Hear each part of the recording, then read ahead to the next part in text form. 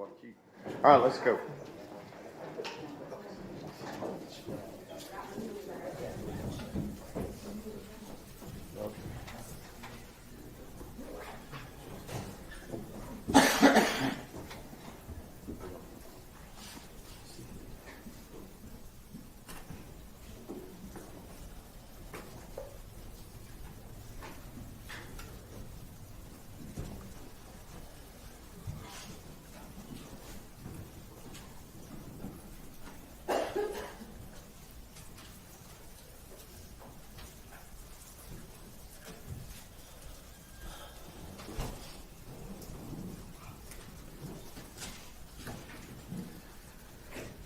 Everyone may be seated. Good morning. We are ready to proceed, ladies and gentlemen. This witness has been sworn to testify truthfully. Okay? Mr. Goebel. Yes, John. Good morning, Kristen. Good morning. Being here. Good morning. Let me just start by asking you, how do you know Tanner Horner? He was in my 5th grade class. I don't know exactly how many years ago, but he was a student of mine. Okay. And the members of the jury need to speak up a little bit. They're having trouble hearing you. Okay. He was a member. I was his teacher in 5th grade. And because of all the publicity and stuff, I'm just going to call you by your first name. Is that okay? Okay. And you said you were a teacher in 5th grade, and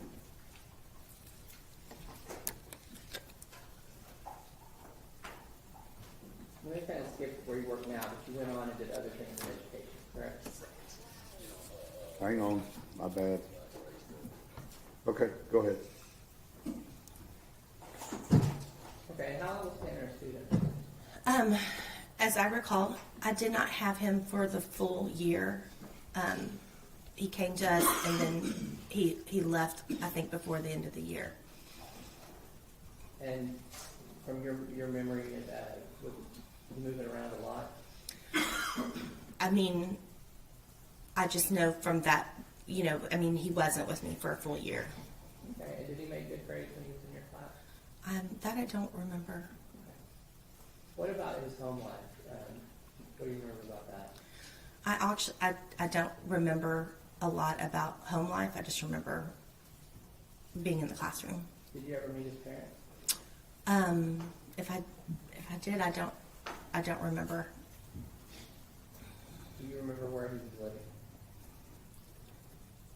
I remember that he was living with a cousin that was also in the same grade, or maybe in a grade below. He was living with a family where there was a cousin that also went to the school, but wasn't in my class. How would that living situation be classified? Homeless, or I can't remember the politically correct term, but when you are a multi-family sharing a home space.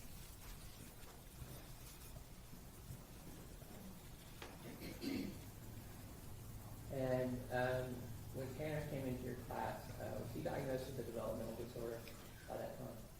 I do not.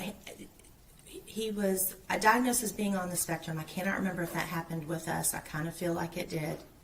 And then, or it was like a newly diagnosed. So, but on the spectrum, high functioning on the spectrum. And was he referred for special education? Oh, yes. Mm-hmm.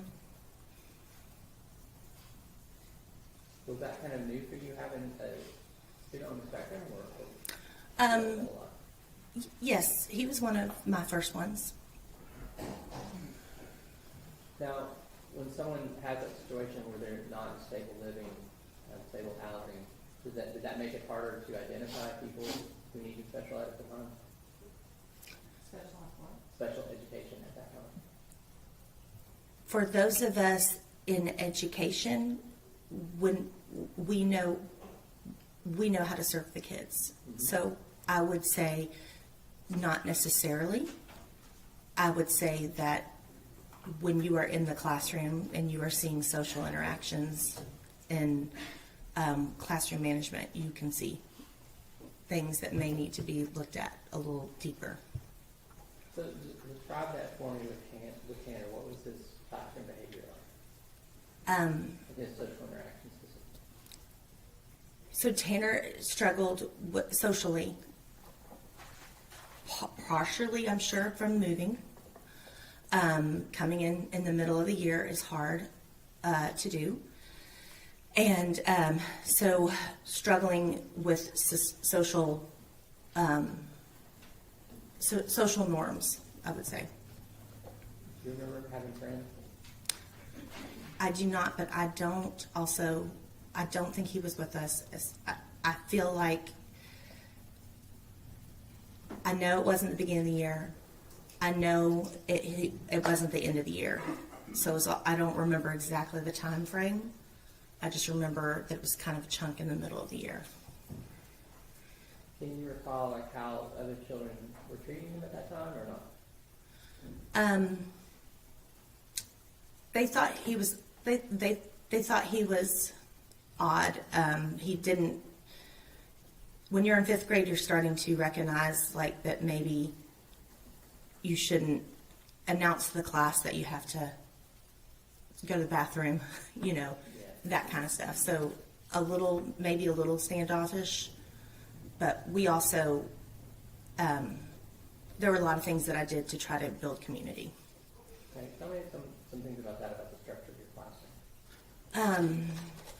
We did class meetings every morning, and which composed of a greeting, where we worked on making eye contact and greeting each other, and then we would do a one-word check-in so that people would know, hey, and people could expand if they wanted to on how they were doing that day, so that the class would know if someone's struggling a little bit to maybe give some space. And we would usually play some sort of little game in that little morning meeting. And did you think that structure that you had going, the routines you had going, were those helpful for Tanner? I couldn't say. I think that they were helpful. Morning meetings were something that I did for years, and I think they were helpful to my class. And you mentioned like one of the social norms he was violating was kind of blurting things out. Was that common? Yes. What about, did you have art and music in your class? Yes. Did Tanner react to either of those well? I can't remember specifically, Tanner, but the children, we would listen to Disney soundtracks for group work, and then classical music for independent work. And that was just something that I would play lowly in the background so that it wasn't so distracting, like if you heard pencils dropping and things like that. Do you remember what your relationship with Tanner was like? I enjoyed being Tanner's teacher. You think he enjoyed you teaching him? I thought so, yeah. Did you ever see Tanner get upset? Actually, I don't recall, no. Nothing that sticks out. So for you, you were able to keep him calm and motivated? I think so. I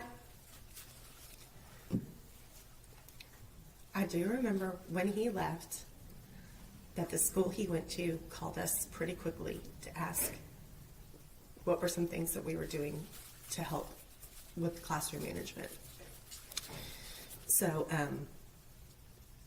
I enjoyed I enjoy being a teacher. It sounds like you put a lot of thought into it. Were you able to try to talk to the other teachers and try to tell them about your relationship with Tanner and what had worked well for you? Mm-hmm. I called them. Do you think Tanner knew that you loved him? I hope all of my kids know that I love them.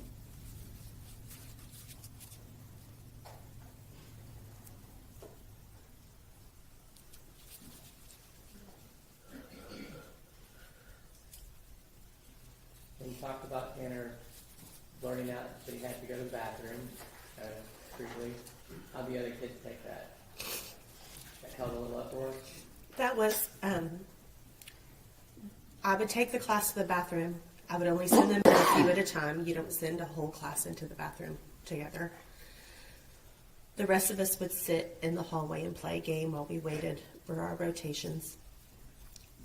The time I remember, we were coming back from the library and everybody had their books. And when it was Tanner's turn to go in the bathroom, he brought me his books and said, "Can you take these back for me? Because I'm going to be in there for a while." And which made me laugh. And the kids kind of giggled about it too. So. Was there a story about the Mad Libs? Yes, Mad Libs was something that we would do in our morning meeting. It's a good way to learn parts of speech. And Tanner I remember him really loving to do Mad Libs. And we were having a class party. I'm assuming Valentine's, because you only get 3 parties. He really wanted the class to do Mad Libs. And I said, "No, the class doesn't want to do that. We're going to do this." But I said, "But you can take the Mad Libs book and you can do it if you'd like to." And then Could you spell that? Mad Libs, Uh-huh. like the old from the 60s, like the MADLIBS. Okay. Mad Libs. I said that for her. Okay. Go ahead. Okay. I told him that he could do the Mad Libs by himself if he'd like to, and he did, and he was very much laughing and enjoying himself, but really I could tell he was trying to sell it to get everybody, because doing a Mad Libs by yourself, you know what your adjectives are and your nouns are. It kind of,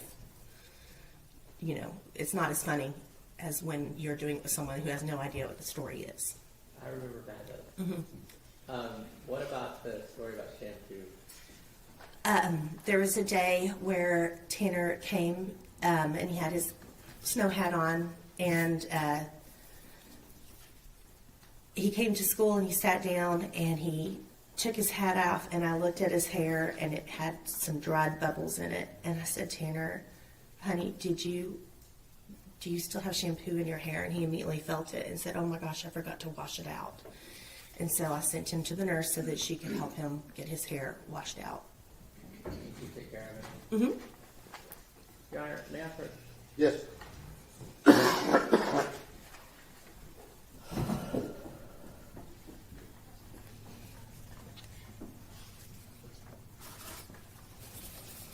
Your Honor, this is Defendant's Exhibit 70. Kristen, are you able to identify that for me? That is our class picture. And can you identify Tanner in the photo? Yes. Which one is he? He is on the second to the back row, and he is second from the left. Thank you. Your Honor, I move to admit Defendant's Exhibit 70 and publish it later. Any objection? No objection, Your Honor. Defense Exhibit 70 is removed, and you wish to publish to Yes. point the two jurors? Yes, please. Second row.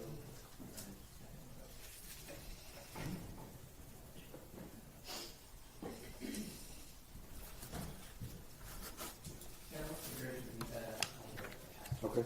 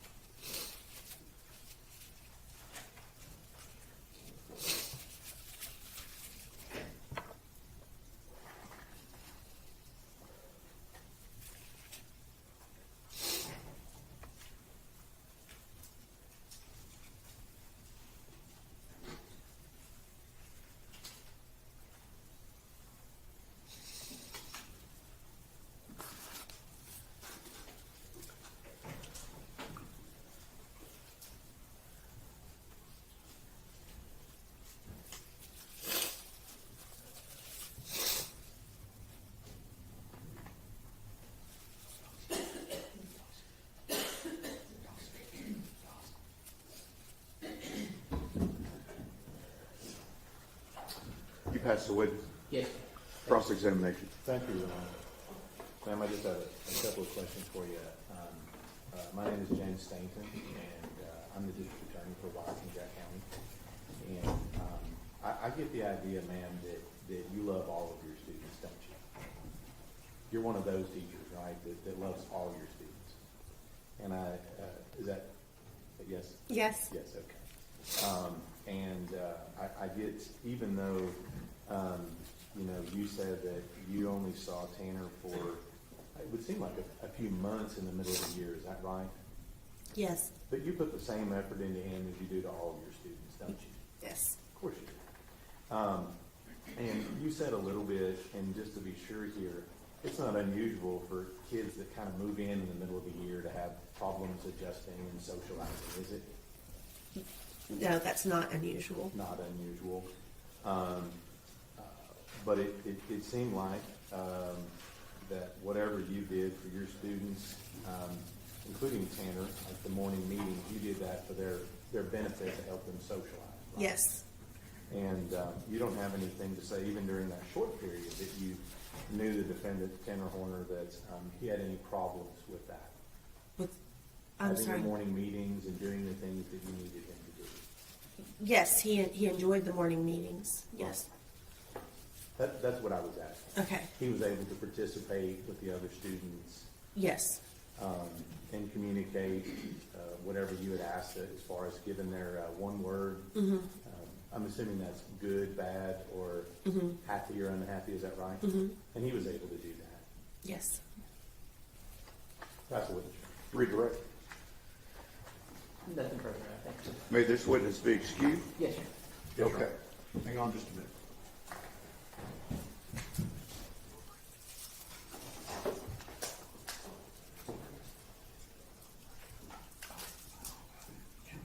Okay. You'll follow deputy. Who do you have next? Yes.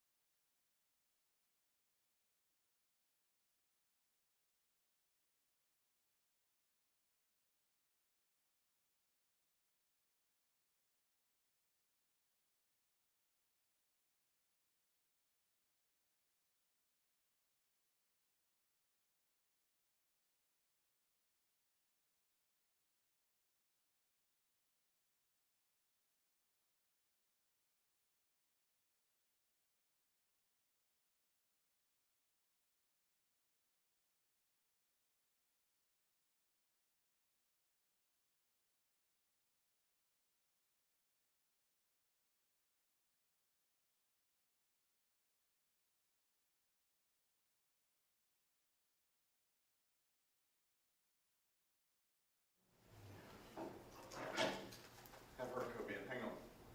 Who is it? Weaver.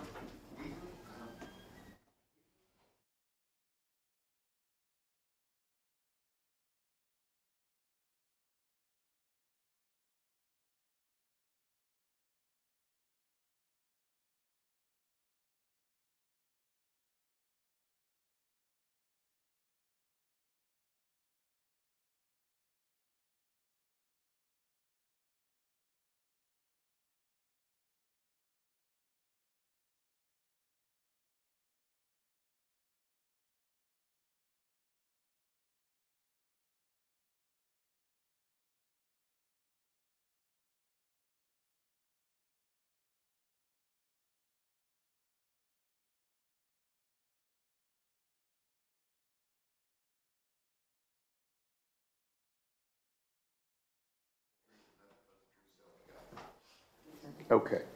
There's a rule of evidence that's in effect says you cannot be in court unless you're testifying. And once you have testified, do not discuss your testimony with anybody else except the lawyers. Okay? So we're going to ask you some questions outside the presence of the jury to start. Okay? All right, Ms. Anderson?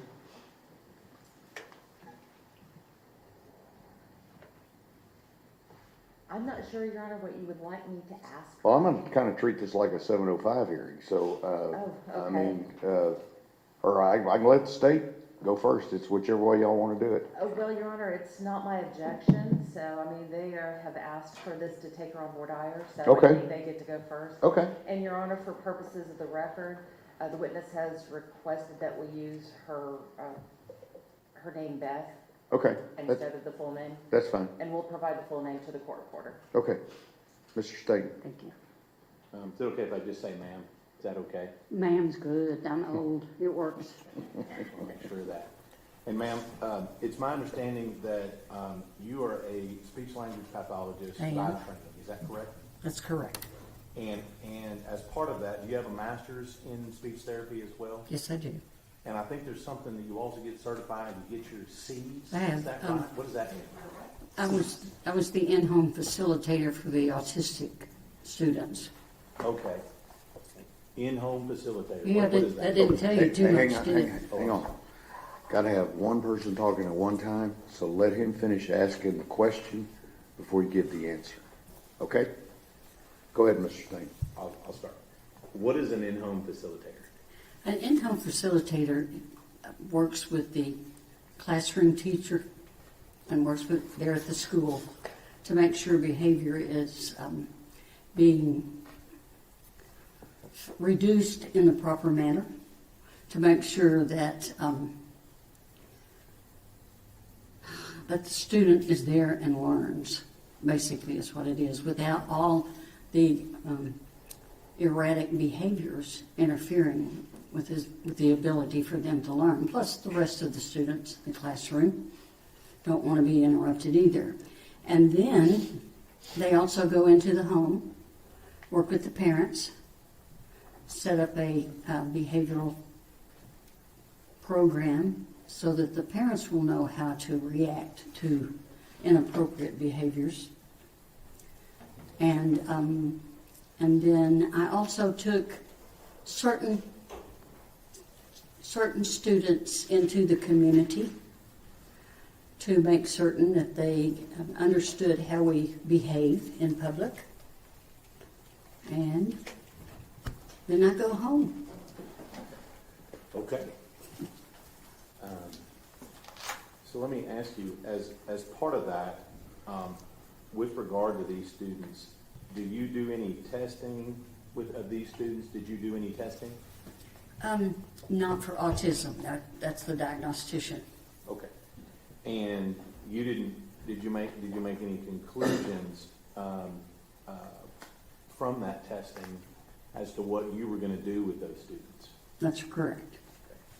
So you took what the diagnostician said and used your training to form a plan. Exactly.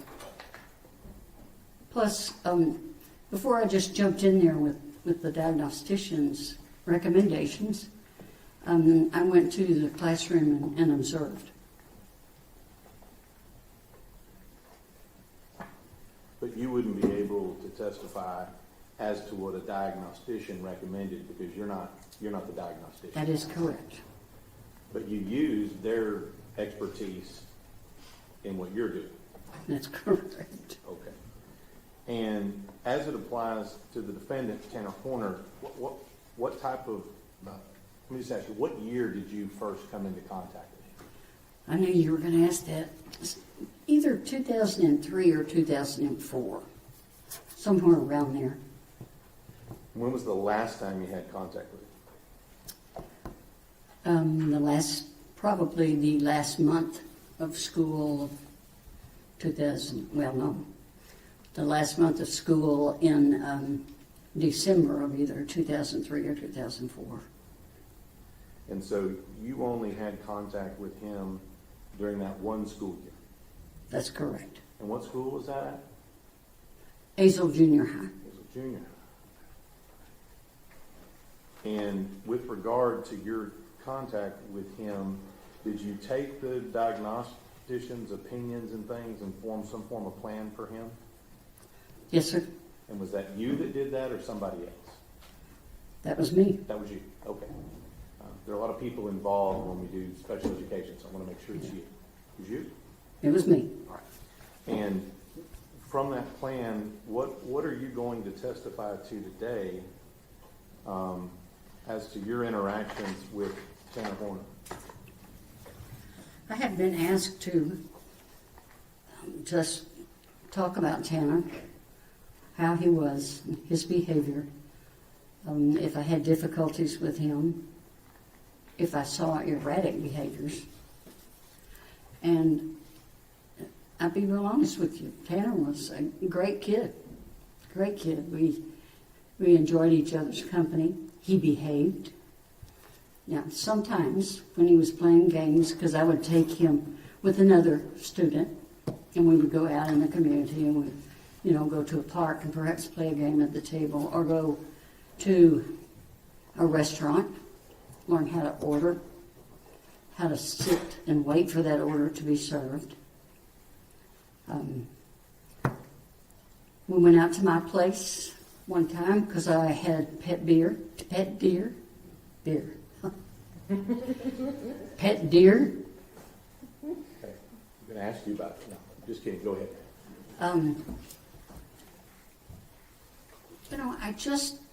I just worked with them, with these students, to help them learn coping to whatever the situation was. Because cognitively, you throw something in on an individual who has Asperger's, Tanner especially, you throw something out of the ordinary into his daily schedule and he's off. He can't adjust to it quickly. You need to slowly get him used to it, help him to think about what his behavior is going to be. All right, and so the summary of your testimony is only going to be that which with you saw him and That's observed correct. him. And so you're not planning on testifying about what the diagnostician said? No.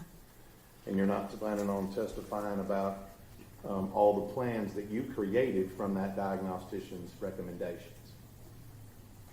Would you repeat that? Are you planning on testifying about whatever the plans you created relying on those diagnosticians' opinions? Yes.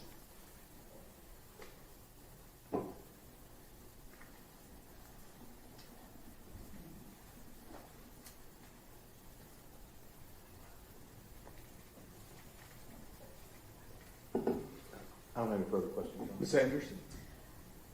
Hi, Beth, how are you doing? Doing well, thank you. Hold on one moment, let me get to my other notes.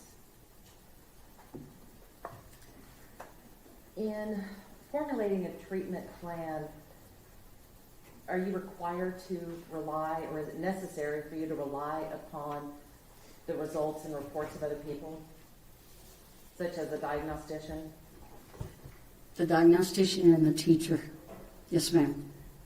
Are the treatment plans that you provide and that you perform and develop, are they based upon your training and experience?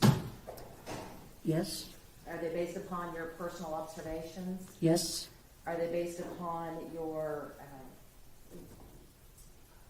interviews with the student or with the family and teachers? Yes. And for today, let me back up. Are all of those things that you obtain, are those necessary in order for you to provide a treatment plan and develop a treatment plan? Of course they are. Are your treatment plans tailored to each student? Exactly. And why is it important to tailor it to each student? Repeat. Why is it important to tailor it to each student? Well, to meet their needs. Are you here to offer an opinion whether the diagnoses that was given to you from the diagnostician were true and accurate? To the best of my knowledge, Well, are you here to give an opinion about the diagnoses? Or- yes, I can do that. Well, have you been asked to give an opinion on that, I guess I should say? Or are you here to talk about the treatment plan that you provided for Tanner? I haven't been asked. Not yet, anyway, Not right? yet, that's right. Okay. But is it your understanding that today, when we get in front of the jury, that you will be asked to tell the jury what your role was in Tanner's life during that time you spent with him? Yes, And are you here to tell the jury about the activities that y'all did? yes, And are you here to tell the jury about why you chose the activities that you chose? yes, And are you here to tell the jury about, again, your observations as to how Tanner responded to those activities? yes. I have nothing further on. Anything else? Is there an objection? Only thing I would object to is any testimony based on what another expert told her or anything else. Obviously, that would be hearsay and additional expert testimony based on her experience. But if she's just going to offer her impressions of being around the defendant, I don't have any objections. I don't have any problem with that. I don't want her testifying from anything not in evidence that somebody else may have done. So in other words, she can't go into what the diagnostician's records or reports said. She can testify, I received the diagnostician's report, and as a result, here's what I did. I don't believe I was planning on going into that anyway. Then we're all on the same page. Okay. We are. and If Yep. I could have 2 shakes to run to the restroom. Okay. Anybody else? Nope. All right, 2 minutes. We got 2 minutes.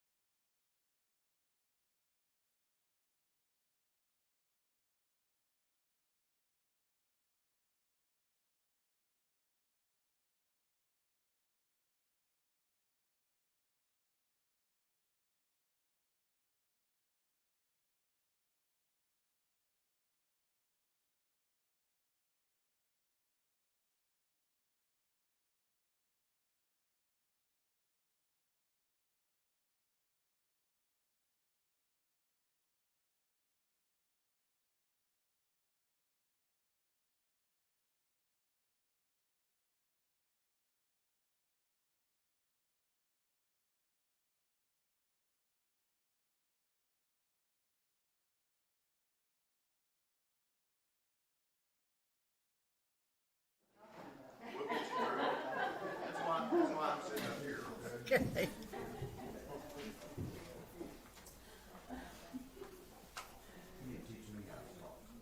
You're doing well. Am I supposed to stand up?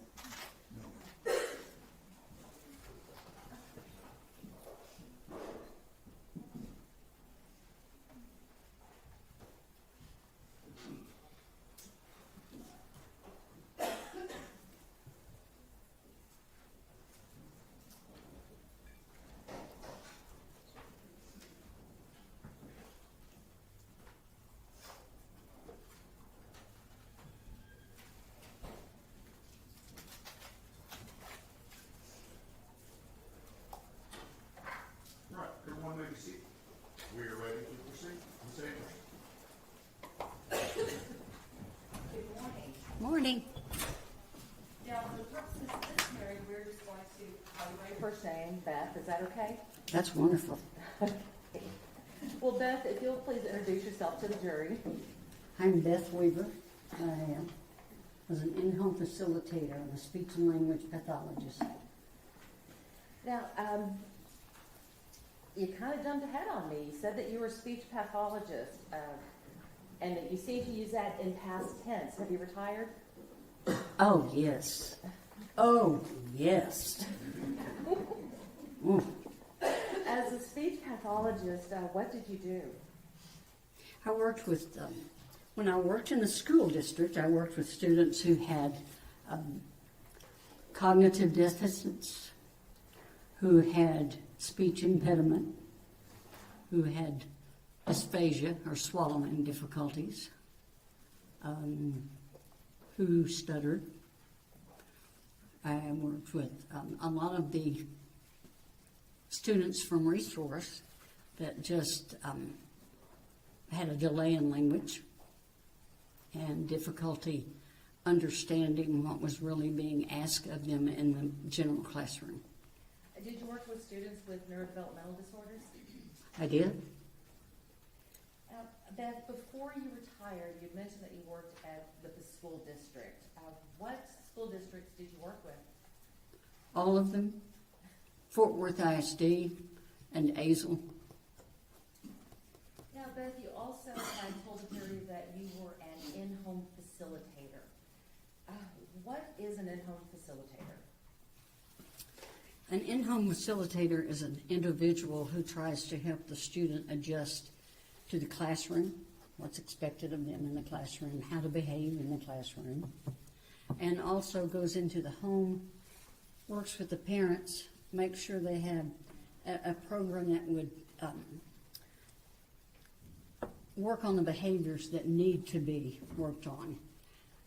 And then I also took individuals out into the environment, teach them how to order at a restaurant, teach them how loudly to talk at the table and how loudly not to talk, and just teach them etiquette and go over situations that they have difficulty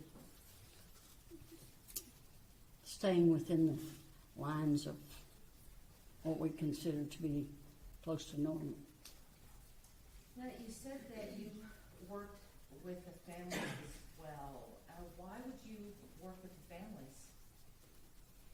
Because he lives there, and because that program that student is working on in the classroom, the same type of reinforcement and the same type of punishment and the same type of results are expected out of the home also.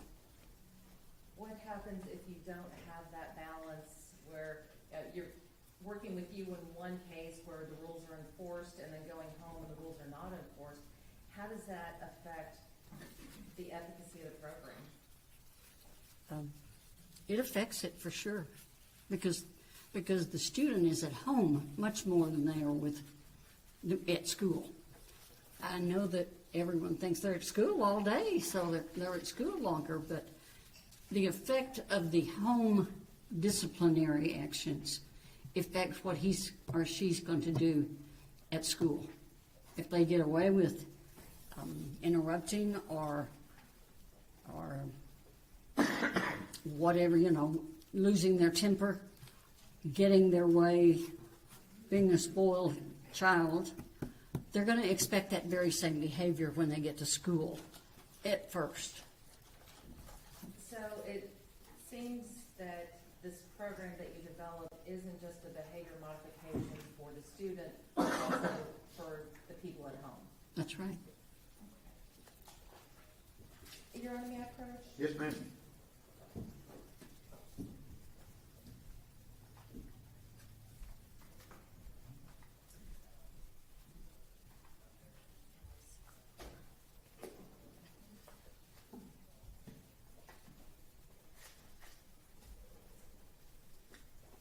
Beth, I'm going to hand you what has already been admitted as defense exhibit number 69.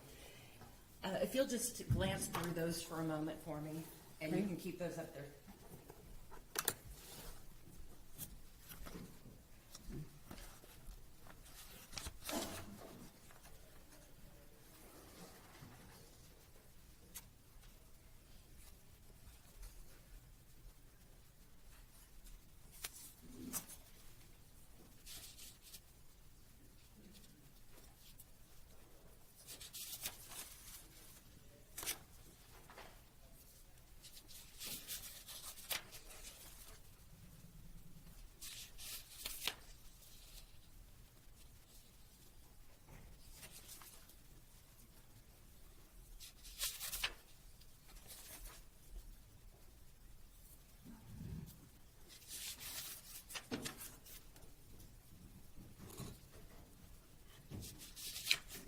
And Beth, while you're glancing through those, I was just going to ask you a couple of questions.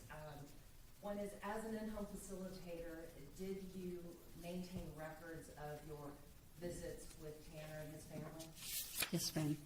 And as you're looking through those records, I want you to tell the jury whether or not your records from your visits are contained in those records. Give me a minute. Yep, I sure are.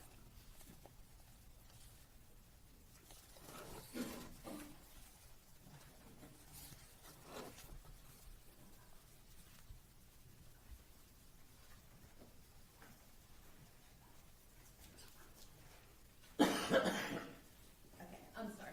Are the records that you... Yes, they are. Okay, thank you. Beth, are the services that you provide to the students, do they fall into the category of being therapeutic? Yes, Why is that? because we're changing behavior. Did Azel always have in-home facilitators? No, ma'am, I was the first. You have met the first. When did they start using them?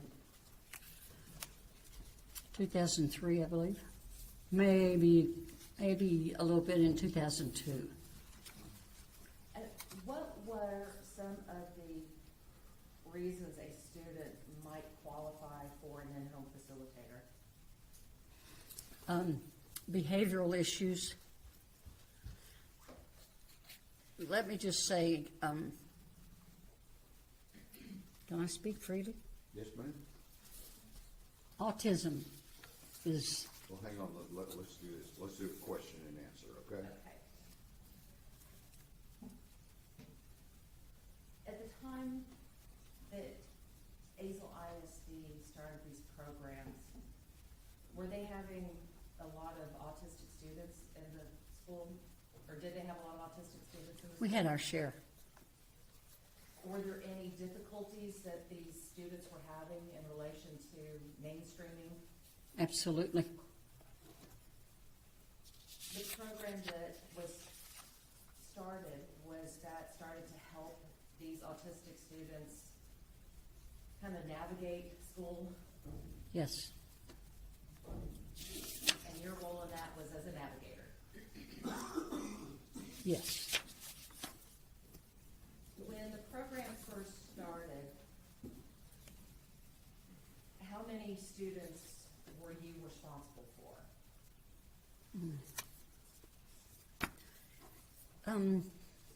In the beginning,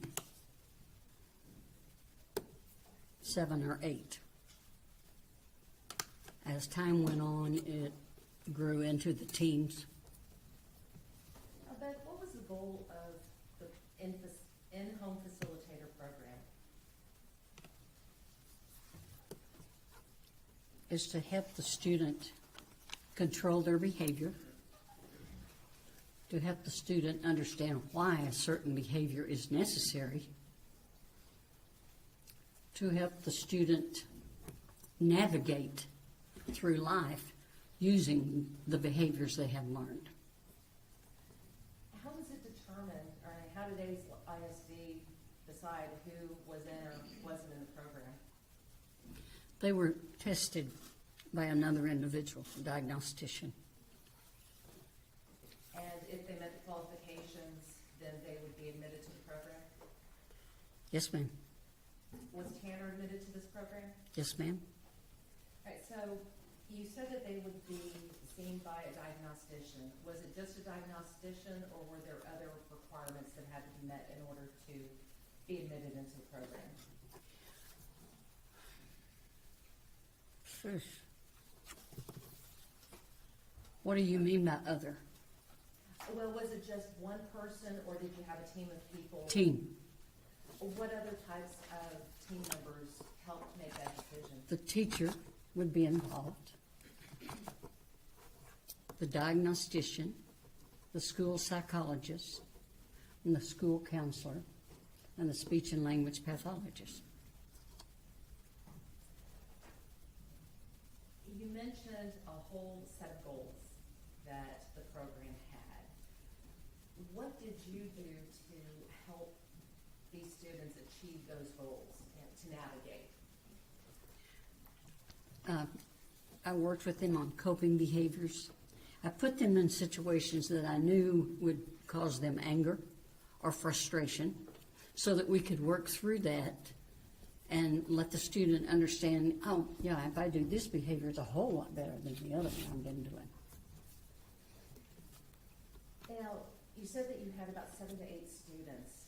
Did you have specific schedules for each student? Did you work with them as a group? Did you work with them one-on-one? How did that work?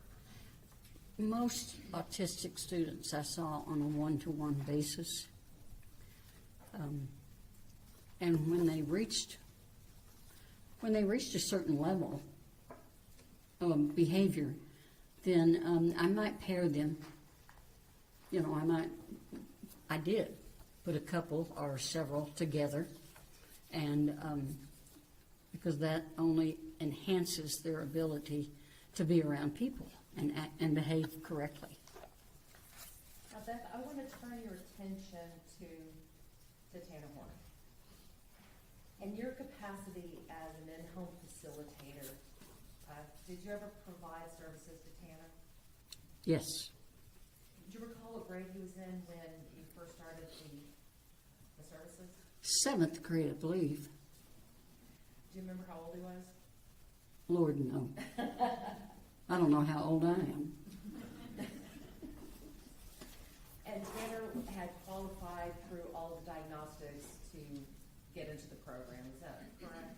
That is correct. Tanner had also gone to the Child Study Center and went through testing there.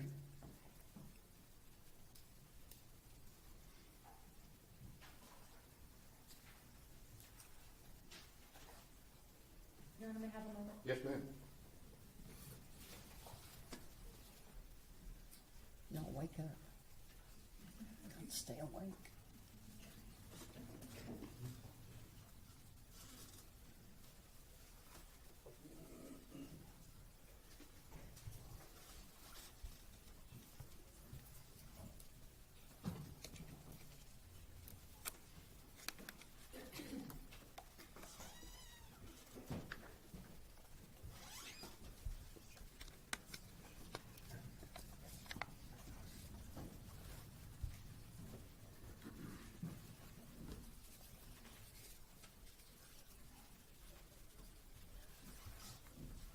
Can I clear something up?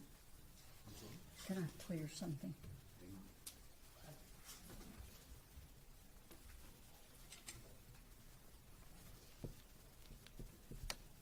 talk to you a little bit about Tanner and your work with him. When you worked with Tanner, did you have the opportunity to observe his behavior with other students? Yes. Did you have the opportunity to observe his behavior with his teachers? Yes. Did you have the opportunity to go into his home? Yes. Did you have the opportunity to not just go to his home, but meet with his mother and grandparents? Yes. Did you take him out into the community? Yes.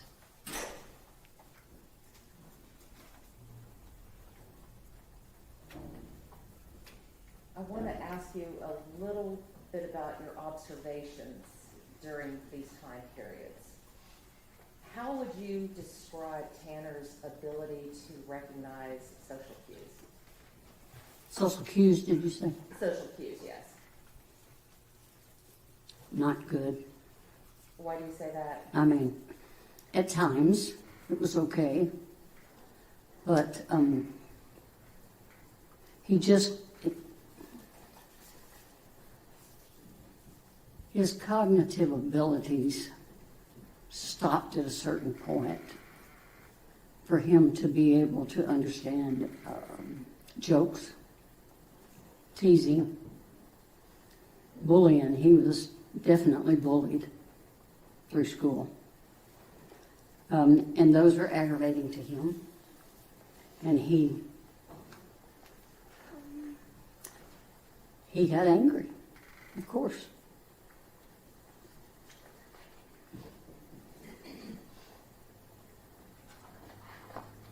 Did Tanner appear to be able to identify other people's emotions or feelings? At times. Do you feel that he was able to understand boundaries? No, Or why do you say that? because it's true. That's all I can say is, if he wanted to do something, and whatever he wanted to do was an item that belonged to someone else, it was difficult for him to understand that he couldn't use that item if they did not give him permission. Beth, I wanted to back up just one bit. As a speech pathologist, did you often work with students on the autism spectrum? Yes. And how can a speech pathologist help an autistic student? Training for a speech and language pathologist includes cognitive, includes emotion, how someone interprets others' emotions and how they interpret what it is they're feeling inside of them. And we were trained in methods to do that. That's about all I can tell you. We were trained. So you had mentioned that Tanner had difficulty recognizing and following social cues. Is that uncommon with an autistic student? No, it is not. Now, Beth, what about concrete thinking? Can you explain to the jury what concrete thinking means? I can. Well, as you know, the difference between concrete and not concrete. Concrete thinking is the ability to think on what goes on in the immediate.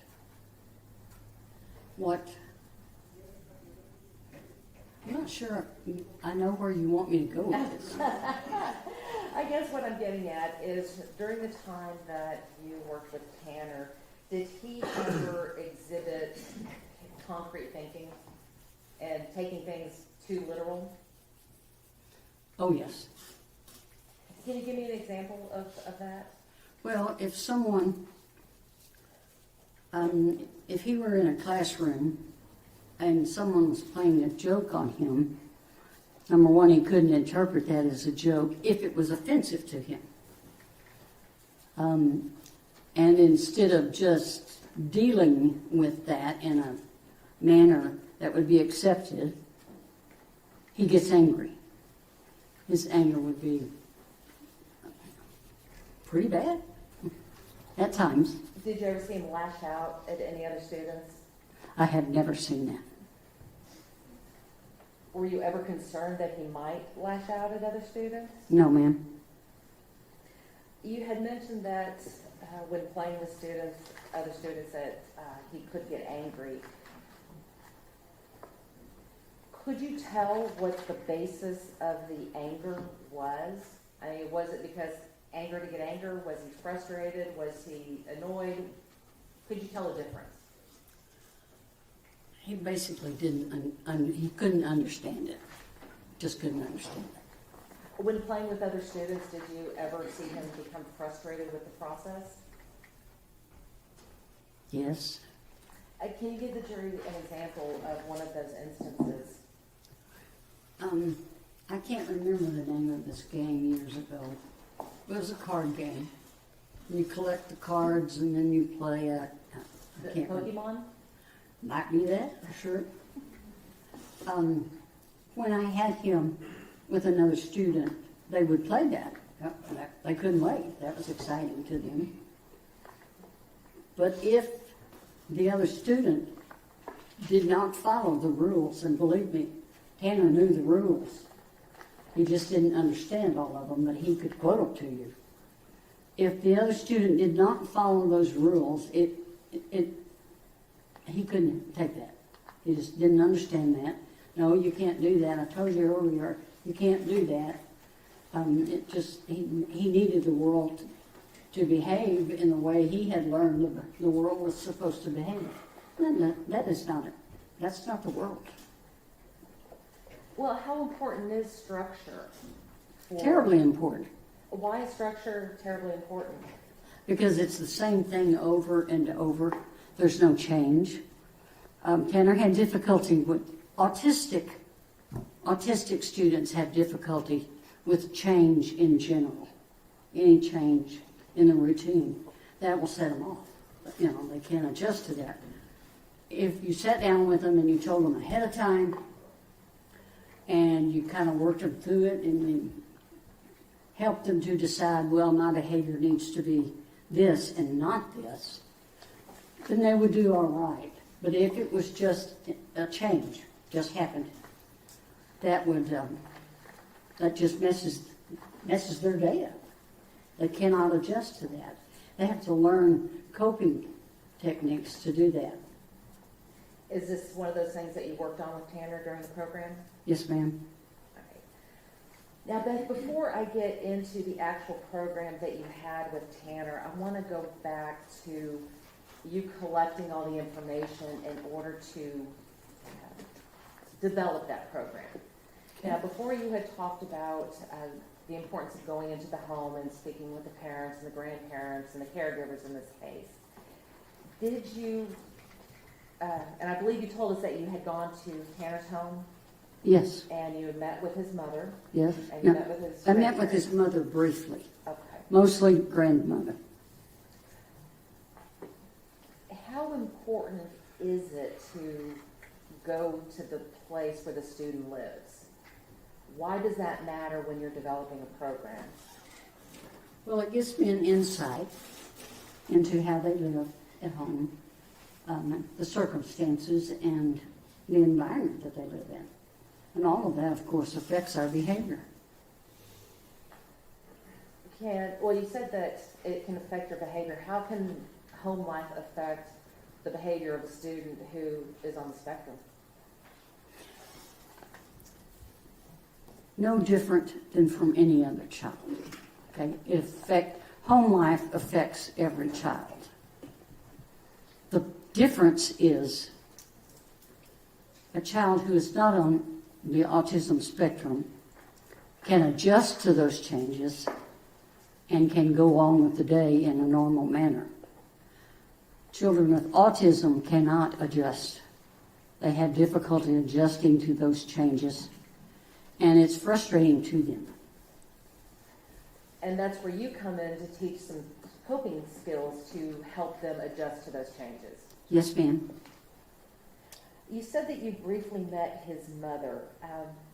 What was your first impression of her?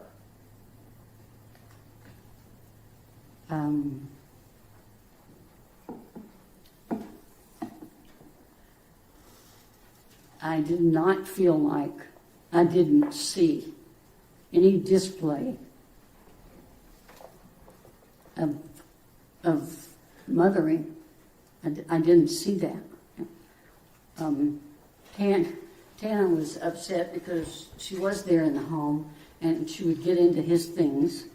He didn't like that at all. And she wasn't in, I didn't, like I said, I didn't see her very often. I know I saw her once and I possibly could have seen her twice.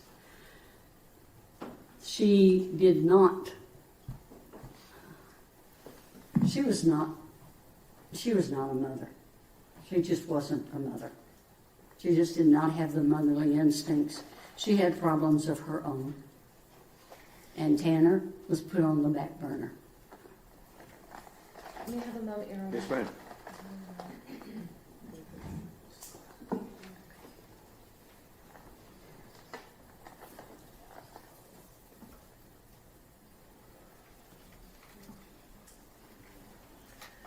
Now, Beth, I'm going to publish what has already been admitted as Defense Exhibit number 69. Do you recognize this document? I sure recognize that scribbling, yes. Is that your scribble? That's mine. Okay. You had mentioned that Tanner's mom was having some issues. Were there any concerns about her being in the home? Tanner didn't particularly like it back then.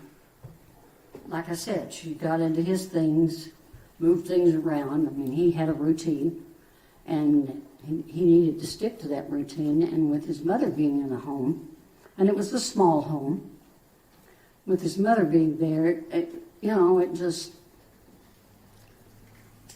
put a stick in his spokes. He just couldn't roll with it. Now, Beth,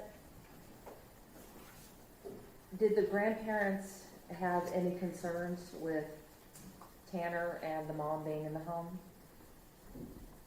Or I should say, I see you documented that there were concerns. Is that something that affected the stability of the home? You need to rephrase that. I think I do. That wasn't a very good question. No. I'll try again. Okay. Did the grandparents in this case have any concerns with the mom being in the home? I don't Did know. her presence cause any instability? For him, yes, but I don't know about the rest of the household. And in your records, you had documented that the mother had not always, or had been in and out of his life, and that he had moved several times during his youth. Yes. Why is it important to document that he had moved several times? Kind of seems like we're just repeat and repeat, doesn't it? It is important because anything that happens in a child's life affects them. And moving around is not stability. And it would be difficult to continue a normal routine in all different situations. Because, I don't know where they moved to. I don't know what that was like. He didn't either. He just had to go. Right, so moving on to some more of your records. You had noted that the influence of Tanner's mother being in and out of his life was an area of concern, and that the grandparents believe that his aggressive behavior stems from the instability with the mother. Were you able to observe anything to support these concerns?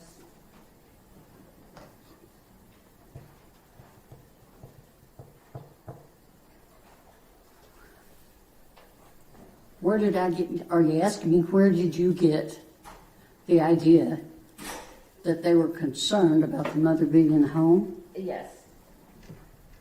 Well, actually, the grandmother said to me at one meeting that when the mother was there, that she said her being here infringes upon Tanner's routines. And we've already established that routines are important, right? Absolutely. And I wanted to note one more concern where the parents were concerned that MDT for Thursday. What is that? What is an MDT? I don't remember. Okay. And did you, could it be multidisciplinary team? Did I what? Could it be multidisciplinary team?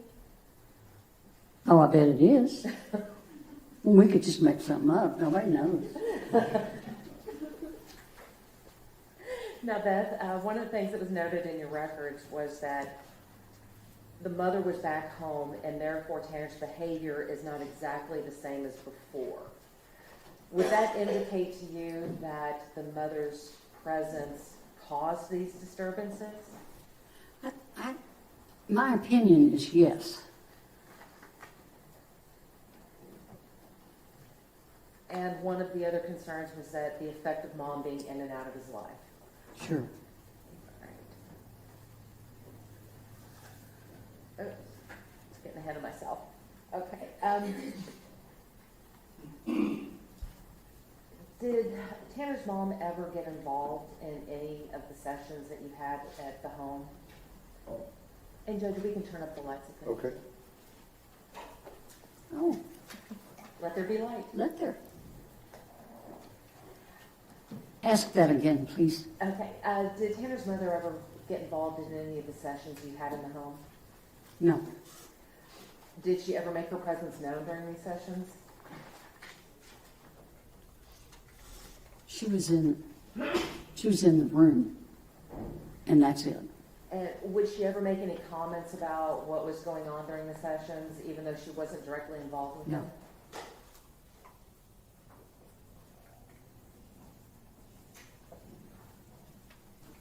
You mentioned his,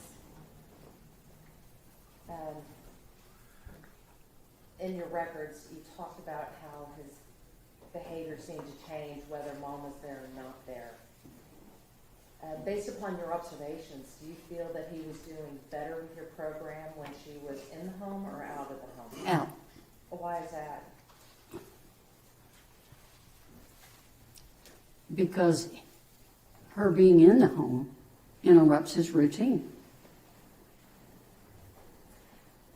Also in that home was his grandmother. Did you, what were your first impressions of her? She's a lovely lady, and she tried her best. Did she have her own issues? Probably. We didn't discuss them. Did you have the opportunity to watch Tanner and his grandmother interact together? Yes, a little bit. Sure. And how'd those interactions go? It's according to what she asked Tanner to do. But mostly, it was okay. I mean, I'm sure they had their differences, but I never saw him get angry at his grandmother. Over the course of your sessions with the family and with Tanner, and based upon your observations, did his grandmother seem to love Tanner? Oh, yes. And did Tanner Oh, seem yes. to love her? Oh, yes. They adored each other. And did his grandmother seem motivated to try to help Tanner and to make sure that he gets the services that he needed? Yes. Do you think she was able to help the way she wanted to, or only the way that she was able to? I can't answer that for her. Hang on just a minute. The objection's sustained. You don't need to answer that. I'm not going to answer that. Did you have the opportunity to meet his grandfather? Yes, I did. And did you watch the interactions between Tanner and his grandfather? Yes, some. What were those like? The grandfather was a little more demanding, a little gruff with him at times, I thought. Did you ever see him raise his voice or hear him raise his voice to Tanner? Yes, Did you ever hear him bark at him or snap at him? yes, Did you ever hear him say ugly things to Tanner? no. Just in an ugly tone. When this happened, were you able to watch Tanner's demeanor and how he accepted this? Yes, And how did his demeanor change? yes. How so? You could tell it upset him. You could tell he wasn't happy with what he was being asked to do, and certainly not the way he was being asked to do it. Was his grandfather very involved in this program that you No. established? Not really. Did you ever try to get him involved in the program? No, Did he ever express any interest in trying to help out? no, Did you ever meet with him to try to work with him on how to handle a child that was on the spectrum? we talked about behavior and how one person's behavior can affect the other person's behavior. But no, we didn't get him. He was a serviceman. I didn't push him too far. Did he seem receptive to your information? No, Did he seem to understand what you were doing was so important? no. Did he seem to care?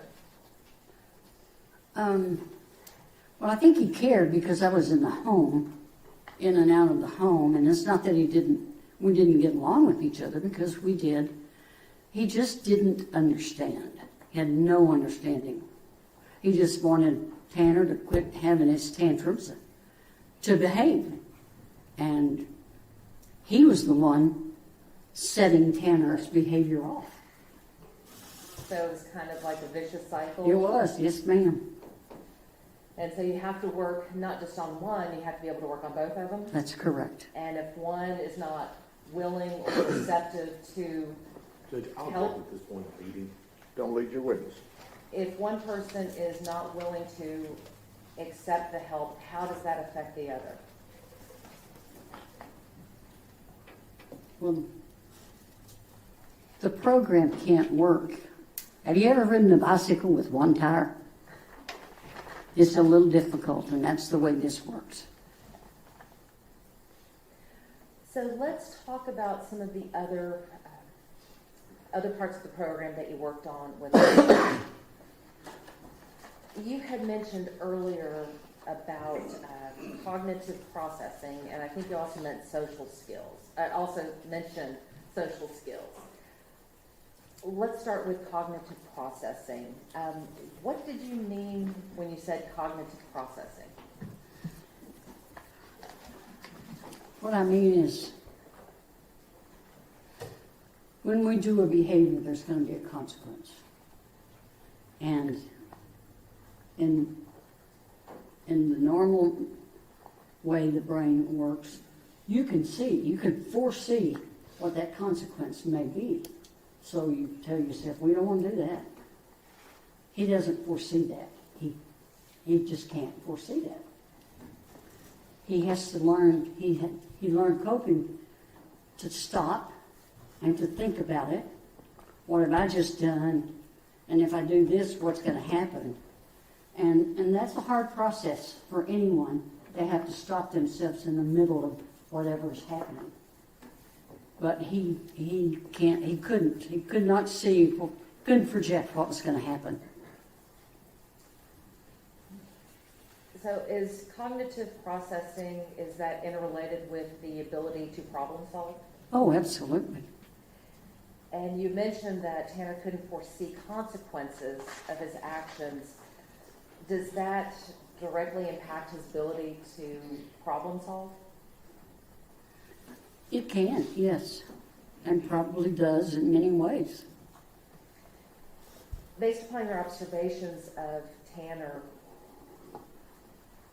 could you see him attempting to work through the process to solve a problem? I could. He was getting there. Let's put it that way. And describe that for me. He would stop. He would always look at me. And I'd just look at him back like, come on, let's think about this. You got to think about this. So he had learned, at least to stop what he was doing if it didn't feel like it was right. He didn't, in the beginning, he could not do that. Well, how do our emotions play into our ability to problem solve? How do our emotions? Yes, when we're talking about problem solving, you talked about cognitive processing, but do our emotions affect our ability to cognitively process? Certainly. And so were you ever let's try that again. Did you ever see a situation where emotions, or Tanner's emotions, got in the way of his ability to problem solve? Yes. For instance, playing the game with the other student, you know. He knew those rules. He knew those rules, and that student just broke the rules. And so I would watch him, and he got to where, when that happened, he would stop and think.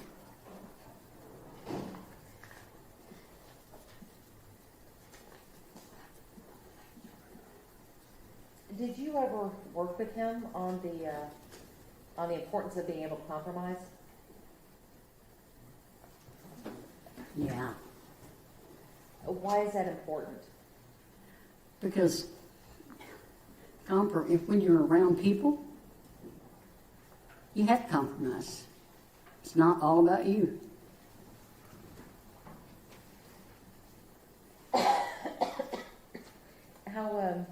How did your sessions on compromise go with Tanner? Well, we didn't have. It's not like we had a session. Okay, today we're going to do nothing but compromise. Mm-hmm. The compromising goes along with the problem solving and hopefully the understanding of what's going to happen. If a certain behavior is displayed, this is going to happen, and that's not good. Now, Beth, you had also talked about the importance of learning social skills. Why is it important that we learn social skills? Because we live in a social society. What kind of social skills did you work on with Tanner? We worked on talking about what other people wanted to talk about, not always what we wanted to talk about. Allowing other people to join us. You know, if he's working on something, he's doing very well, and they come over and want to join him, you know, let's let them. Maybe they have some good ideas. You had mentioned earlier about community outings. What kind of outings would you take Tanner on? We went to the park. We went to restaurants. We went out to my house to see the deer.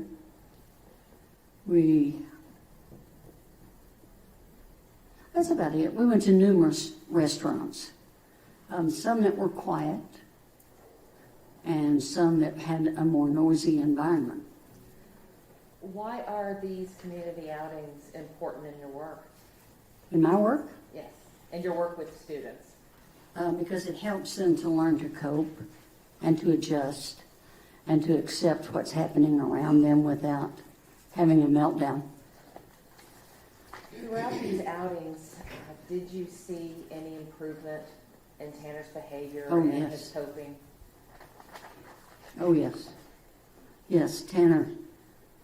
At first, at first restaurant, he talked too loudly and, it interrupted people around us. And as it went on, he learned not to do that. And he would ask me, am I talking too loudly? I would say, a little bit, yep. And he would adjust.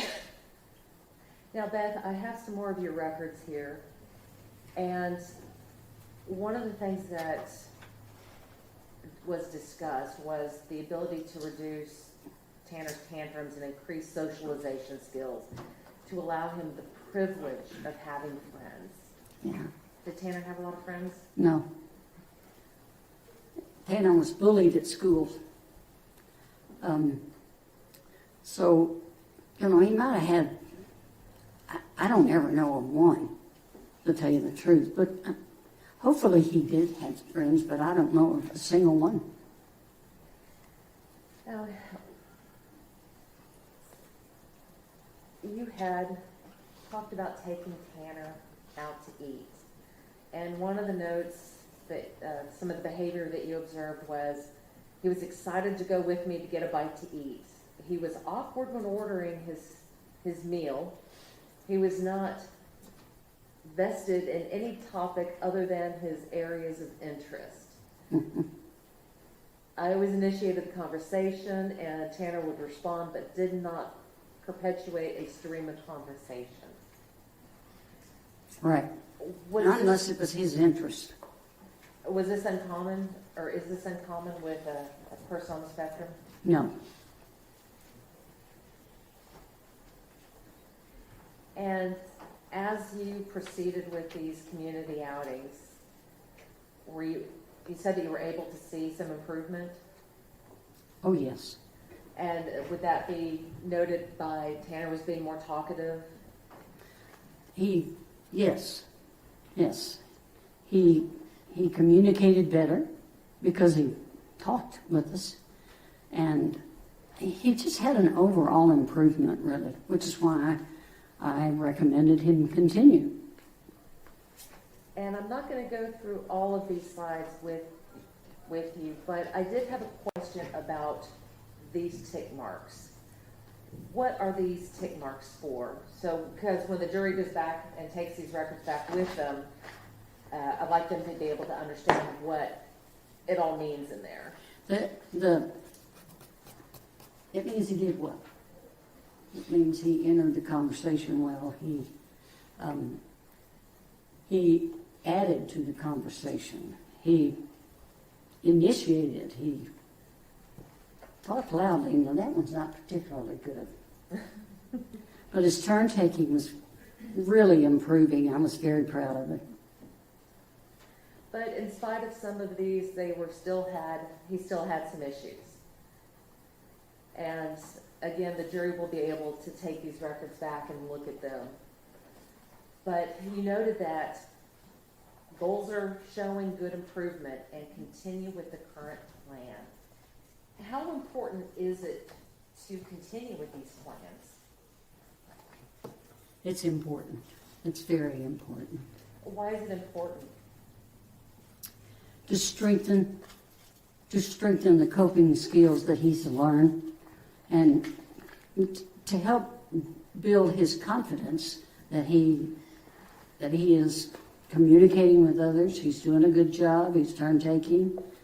He's just behaving well. At this point, you recommended that the school continue with the current plan. Do you know if that happened? I don't know for sure, but I don't think so. And what can happen if a person who is learning new skills, showing improvement, is suddenly taken out of that program? What happens to those skills?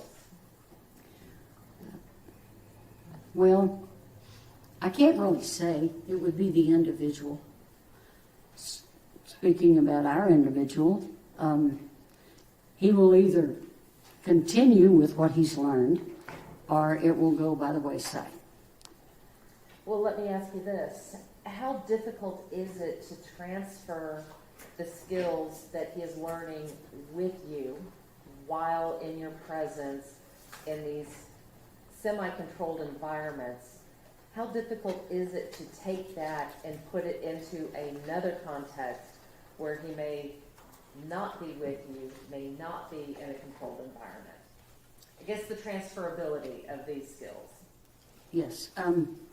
Well, at first it was difficult, but when he learns how to behave in a manner that is acceptable, then he goes on and he uses them.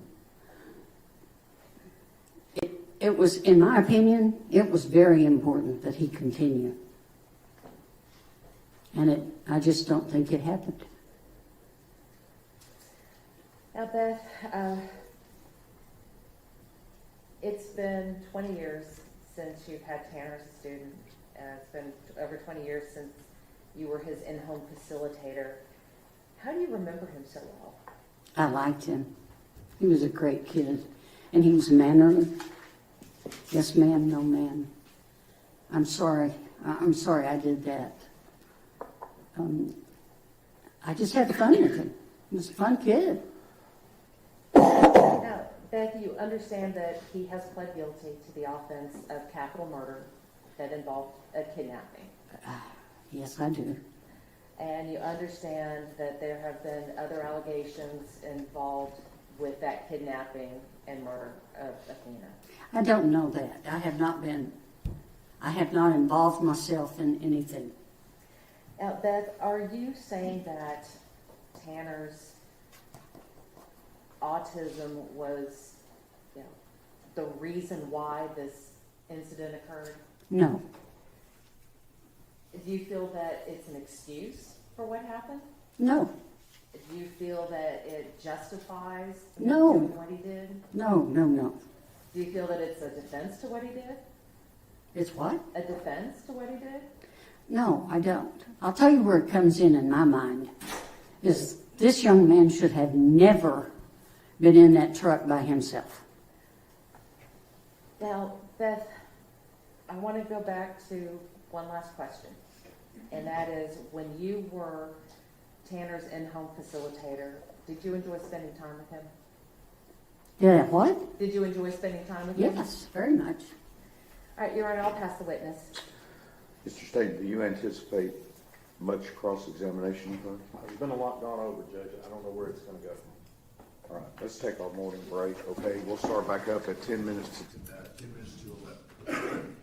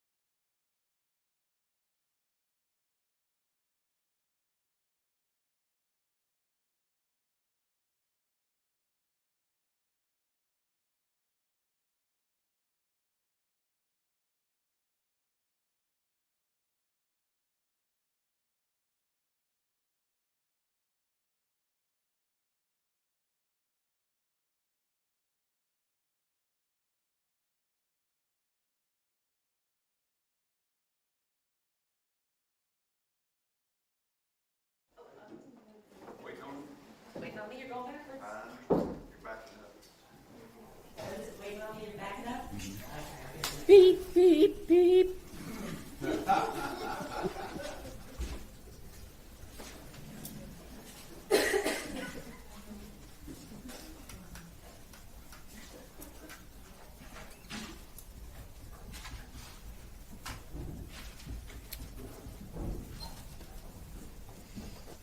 What are we waiting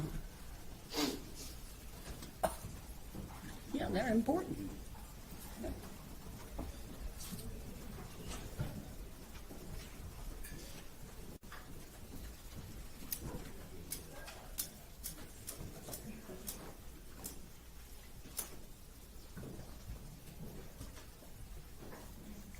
You know, everyone can be seated, and we can.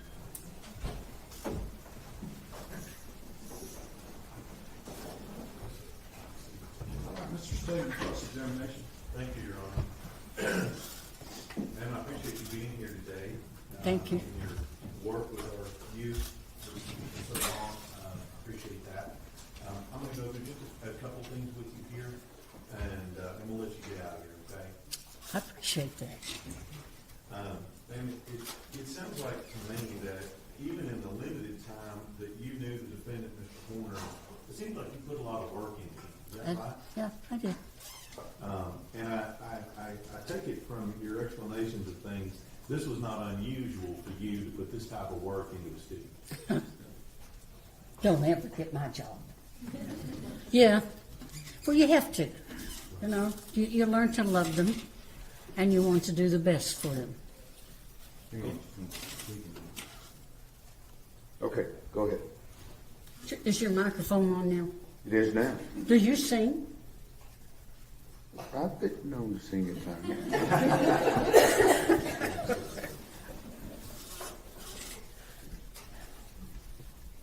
All right, back on top. Back on topic. And it's fair to say, though, that whatever you're talking about today about Mr. Horner is from 25 plus years ago. Is that right? A long time ago, yes, sir. And so I'm going to go through a couple of things here. But what you do remember, and you've looked at your records there, is that he had the capacity to change his behavior. Would you agree with that? Yes. And you Not as easily as not as easily as children that aren't under the autism spectrum. But yes, his behavior can be changed, and it was. Right. And you noted that in your report, and I think we saw the little hash marks and things on there where you're giving him a score that says he's doing better as you're working with him. Is that right? That's right. And it seems like for all your records, he continued to do better throughout your training with him. He did. And this is through, you said the 7th grade, is that what you said Yes. earlier?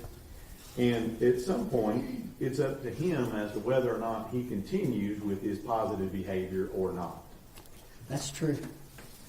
Now, we talked a little bit about the family situation. And it looks to me from your records, and I think one of your records said specifically that the grandparents were always a stable factor in his life. Did I read that right? That sounds like something I would write. Okay. Because I felt that way. All right.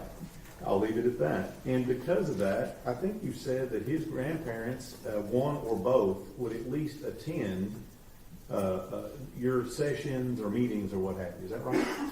Except when we had our outings to restaurants, etc. But yes, they were there in the home. And you'll agree with me, being there in that home, if you had seen anything that you felt was a problem in that home with the grandparents, with Mr. Horner in the 7th grade, you would have reported that, wouldn't you? Yes, I would have.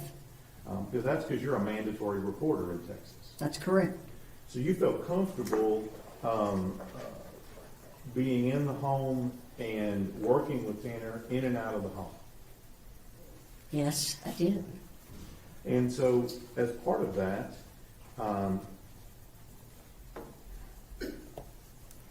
you said you taught him a lot of things about social cues, cognition, thinking, things of that nature, right? Yes, sir. Now, as part of your program, and correct me if I'm wrong here, but it seems like you're teaching them a lot about how they're supposed to act out in society. Is that right? That is correct. And this is not unusual for all sorts of kids with all sorts of other disabilities, not just autism. That's correct. And so in that vein, the things that you're teaching them is things on a basic level, like right and wrong. Is Yes, that sir. correct? So not stealing. Is that right? As far as behaviors go. Behaviors, of course. All the way down to what voice level you're supposed to use in a restaurant. Yes. And those are those things that you are ingraining in them and giving them examples and showing them the right way to act. Yes, sir. And in this particular case, even though you had a limited experience with Mr. Horner, you've indicated that he understood and had the capacity to make those right decisions. Correct? Yes, if I understand what you're asking. Well, I guess you said a little bit that that if given your skills and given your training, that he had the ability to stop what he was doing if he didn't feel like it was right. That's what you said a minute ago. Uh-huh. And so you're teaching him what is right and what is not right. When it comes to him, yes. To him, of course. And at some point during that, you indicated that he was able to improve, and I think you said he was getting there. He was. He sure was. That's right. And that he can do these things. Correct? He has been informed. Whether or not he applies it, that's up to him. But yes, he had learned. Now,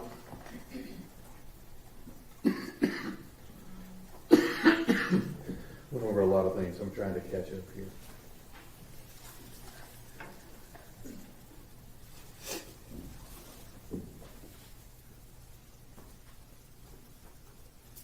So we talked about kind of this relationship. It seemed to be a little bit of a tense relationship with the mom being there and the grandparents participating in it. Would you agree with that?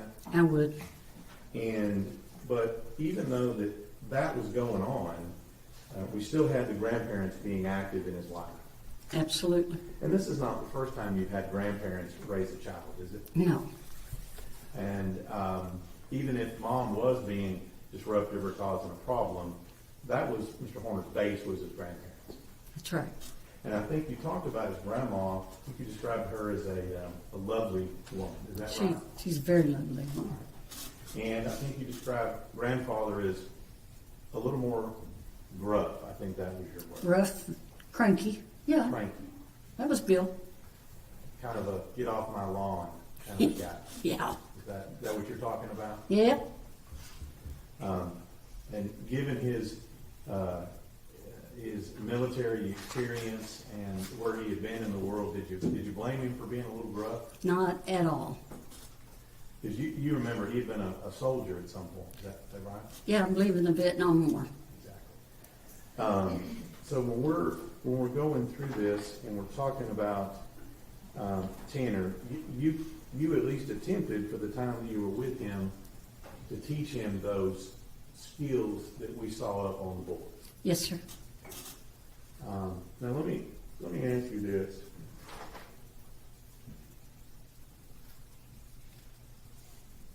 You also said that you taught him manners, right? And you appreciated his good manners. I think that was right, wasn't it? I don't know if I said I taught him manners or not, but I taught him how to behave, was trying to get into his head how we behave in public. Right. And I think you said that he was a yes or no, sir, yes, ma'am, no, ma'am. Absolutely, but he came to me like that. So he had some pre-training on how to act. Yes. But you also said he had the ability, when he had done something wrong, to say he was sorry. That's right. Now, in this particular case, you said something earlier, and I want to ask you about it. You said that Tanner should have never been in that truck. Is that what you said? That's exactly what I said. And I guess I need to know alone. alone. So I guess what you're saying is that he shouldn't have been trusted to be in that truck alone. Right. And that's not to say that he couldn't do that job and do it well. That's to say, when circumstances don't follow the norm for him, cognitively, he can't, what he's telling himself is, just fix it. Let's just fix this. And sometimes his fix is worse than the problem. Right. And what's your understanding of what he initially did to Athena Strand that precipitated this event? What's your understanding of that? Well, from the news, back when we lost Athena, it's my understanding that he was backing the truck up and bumped her, or I don't know, hit her with the truck some way. Mm-hmm. And that's why you're saying that he shouldn't have been alone in the truck, That's because right. your understanding is that he hit her with the truck. That's right. Think about it. If another adult had been in that vehicle with him, the outcome would have more than likely been very different, and we would still have little Athena. You understand, if the fact is that he did not hit her with that truck, that creates a whole different situation. He didn't? If the evidence is that he did not hit her with that truck, and that did not happen as you understand it, that changes your opinion on things, doesn't it? Well, it doesn't change my opinion. Because my opinion will always be he should have had another adult in the car with him, in the vehicle with him. What it does, it makes me wonder what the whole thing was about. Why? And you're not telling us today that his autism had anything to do with the criminal offense in this case. With the outcome, you're going to have to ask that a different I way. mean, are you saying that his autism caused him to kidnap and murder this child? No. I'm saying it did not. That's what it's Redirect. Very briefly, Your Honor. Oh, no. Beth, I only have that many questions, okay?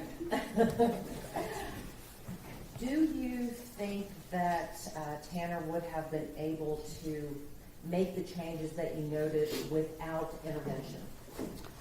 No, I don't. Do you think he would have been able to maintain those changes that you saw over the 1 year that you dealt with him without continued intervention from someone like you? It would certainly be a disruption in his ability to carry on with it, yes. When the state asked you about teaching Tanner the ability to know right from wrong, were you talking about his ability to make the right decision in problem solving? Yes. And does that go back to his inability to foresee his consequences or the consequences? Exactly.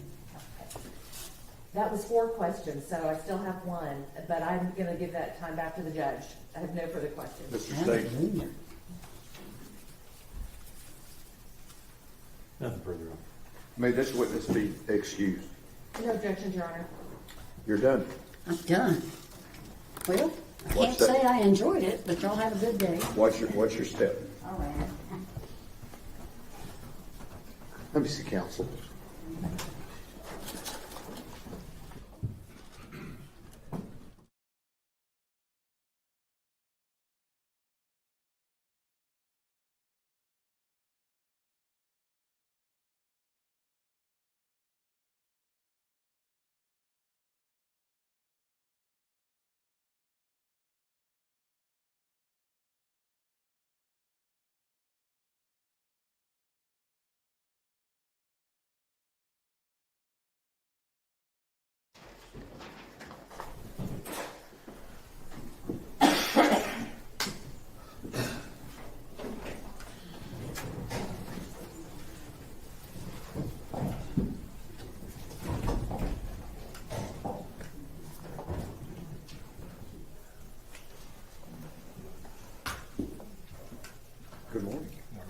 Ladies and gentlemen, this witness has been previously sworn to testify truthfully.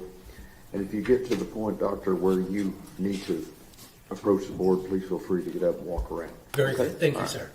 Mr. Goebel. Thank you, Ryan. Dr. Lewine, would you introduce yourself to the jury, please? Hi, good morning. I'm Dr. Jeffrey David Lewine. I am a neuroscientist by training, so I'm an expert on the brain.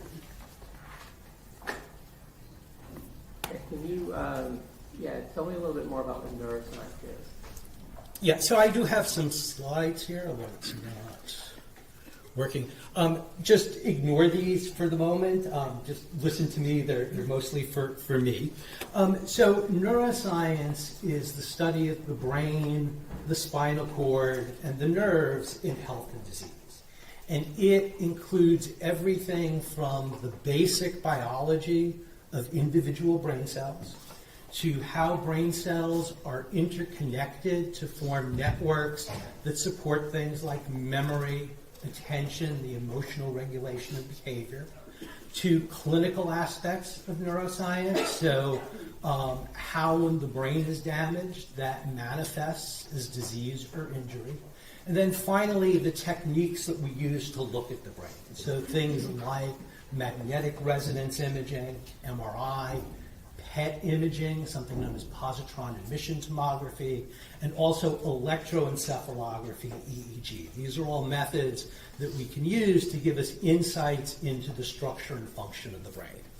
Let's talk a little bit about your qualifications to do that type of work and to give those opinions. What's your educational background? Yeah, so I actually have bachelor's, master's, and doctoral degrees in neuroscience from the University of Rochester in upstate New York. I was then a postdoctoral fellow in neuroscience and biophysics at Los Alamos National Laboratory. They got lots of people working on bombs and things, but they actually have a very large biology group, and neuroscience was part of that. And are there particular areas of neuroscience that you specialize in? Yeah, so I am generally recognized for my work in different types of imaging technologies. So again, MRI, PET, EEG. I do work on a number of conditions, most notably autism spectrum disorders, traumatic brain injury, epilepsy, and post-traumatic stress disorder. And where do you currently work? So I wear lots of different hats depending on what day you find me. So I am the Chief Executive and Chief Scientific Officer of the Center for Advanced Diagnostics, Evaluation, and Therapeutics, located in Albuquerque, New Mexico. Cadet is involved in the development and evaluation of new diagnostic tools and new therapies for autism, PTSD, and traumatic brain injury. I'm also the CEO of Neuroscience Expert Consulting Services of America. That is the small business that is involved in legal work, in this case here. I am an affiliate professor of translational neuroscience at the Mind Research Network, also in Albuquerque. MRN was established by a $60 million grant from the United States Congress to look at brain structure and function in health and disease, especially psychiatric disorders. I have faculty appointments in neurology and psychology at the University of New Mexico, and I'm also the director of research for a small pharmaceutical company, Beyond Barrier Therapeutics, where we're developing and testing new therapies for traumatic brain injury and something known as organophosphate poisoning. Are you a medical doctor? So I am not a medical doctor, I'm a PhD. So you're not here to testify to a diagnosis for Mr. Horner, any particular condition like a doctor would do? Yeah, that's correct. So I don't do diagnosis. I'm involved in the science of treatment, but I don't do direct treatment. I don't prescribe medication. I don't do diagnoses for individuals. Okay, so for this case, you're here to use your expertise as a brain scientist, for lack of a better word, to talk about Tanner's brain. Yeah, I was explicitly asked to use the technologies that are available in neuroscience to get an understanding as best as possible of Tanner's brain structure, brain function, and to, based on putting that within the historical context of the information that we have on him, to try and understand what might have caused these abnormalities in brain structure and function. And is there any kind of independent evidence that you're qualified to integrate the types of information you'll be talking about here today? Yeah, so I do this type of integration of methods on a daily basis. I have had faculty appointments at numerous universities throughout the country. I've had appointments in the Department of Radiology, appointments in neurology, psychiatry, psychology, even electrical engineering and computer science. So I've got a very broad background in neuroscience and integrating various different types of information. And do you present your research at scientific meetings? Yeah, so I have done invited presentations at more than 100 different national and international scientific meetings. What about publications? Have you been published? Yeah, so I've got over 75 peer-reviewed publications. I'm the co-author of a textbook on functional brain imaging. And how is your work funded? So my work is predominantly funded through research grants. So I've had funding from the Department of Defense, National Science Foundation, National Institutes of Health. I currently have a $2 million contract with Special Operations Command of the Department of Defense for developing and evaluating a new therapy for traumatic brain injury. And just earlier this week, I submitted a application to the Advanced Research and Project Agency for Health for $40 million to examine post-traumatic stress disorder. Do you do mostly legal work? So legal work is about 40 to 50% of my effort. Mostly I'm involved in doing these grant types of things. Again, evaluating new therapies, developing new therapies. I do some legal work. It's split between civil work and criminal work like this. About 60% is civil work. 40% of that is the criminal work. So, have you ever testified as a neuroscience expert in court before?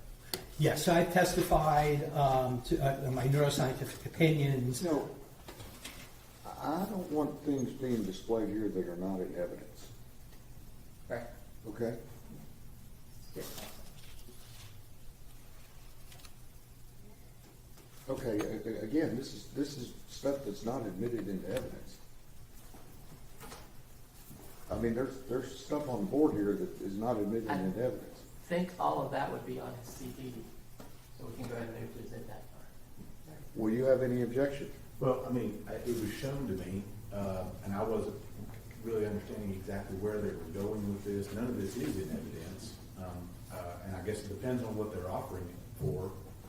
Well, it appears to be a PowerPoint presentation. Yes. So, do you have you've seen it? I have seen it. Do you have any objection? Well, my objections would be to anything in it that's obviously hearsay, and if it goes to his opinions that are expert in nature outside of his expertise, I would also object to it on that basis. But I don't. All right, y'all retired to your room.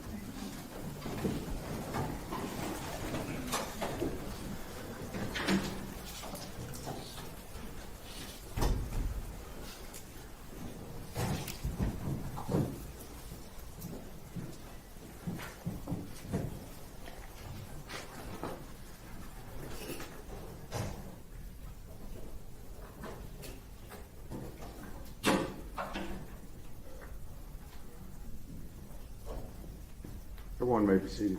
I didn't mean to cut you off, but I mean, he's flicking the deals, and I'm like, wait, what's going on? So. Well, with the other experts, I'd introduce the CV first, but nothing on here is going to be contained on the CV so far. Well, but I mean, he's testifying, and like this, I've been recently awarded $1.5 million from the Special Operations Command.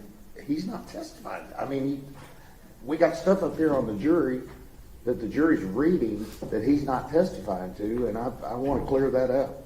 So, with this PowerPoint presentation, is there anything in here that the state is going to object to?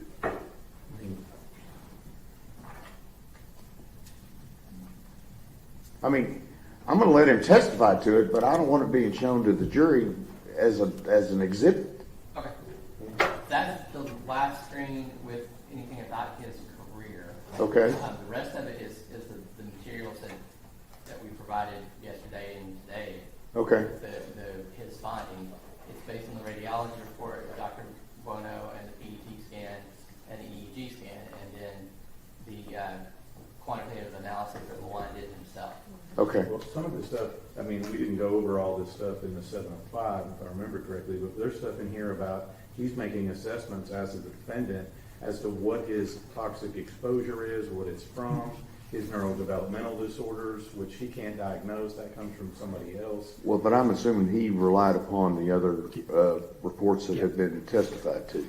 Is that correct? Yes, sir. Okay. That's correct, but he's not able to make any form of diagnosis and make any conclusions that Mr. Horner is suffering from any of these. He's not, he doesn't have that ability. Well, that's already been testified to, so he can rely upon it.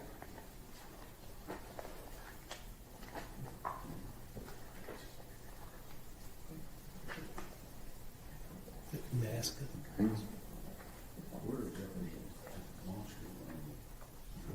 Yeah, I mean, if it's going to be, are they offering it just to be demonstrative, to just show certain things, or are we trying to admit it actually into evidence? What do we, This is just demonstrative evidence.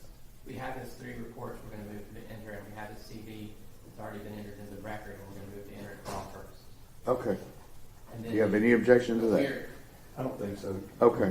I had no intention of putting in every, well, I mean, the images he's going to use. I think the report itself probably contains. As long as we're going to introduce it so the jury can have it if they deliberate, I'm good I'll with do the it. next thing. Okay. All right. All right. Is that okay? Oh yeah, absolutely. All right. Sorry. Demonstrative, I mean, I'm going to say demonstrative only on this as far as the power. Yeah, this is demonstrative only. I don't intend for this to go back to the jury. That's why I supplied it to him. But we will mark it, we'll introduce it for purposes of the record. We can absolutely. Sure. Okay, I'm good with that. I just want to make sure I understand. So, information about toxic exposures that's in reports that I have read, am I allowed to? I would next ask you to identify these, which will be your 3 reports and your CV. And that came from Dr. Specht, correct? Yes. Okay. You can rely upon Specht because he has testified in front of the jury. So Dr. Davies has not testified yet. He did a formal report. Am I allowed to talk about his observations? You are allowed to testify that you received a report from Dr. Davies, but don't go into the report. Okay. Okay? Would that include anything that he's going to testify as potential conditions and results with regard to the defendant that you took into consideration in making, You may testify that you received a report from Dr. Davies that you relied upon, but do not go into anything involving the contents of Dr. Davies' report.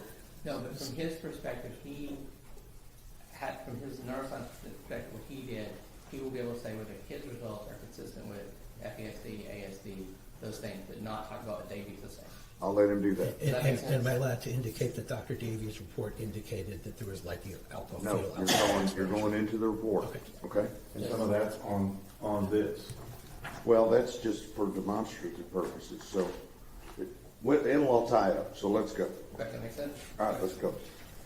I'm just going to start on your side. That's fine. Thank you, sir. Yes, sir. That's why I get to doing something out of order. I mean, wait, whoa, time out. Well, I could have lined it off this phone. I just said, you know, like I just got it. We're good. Okay.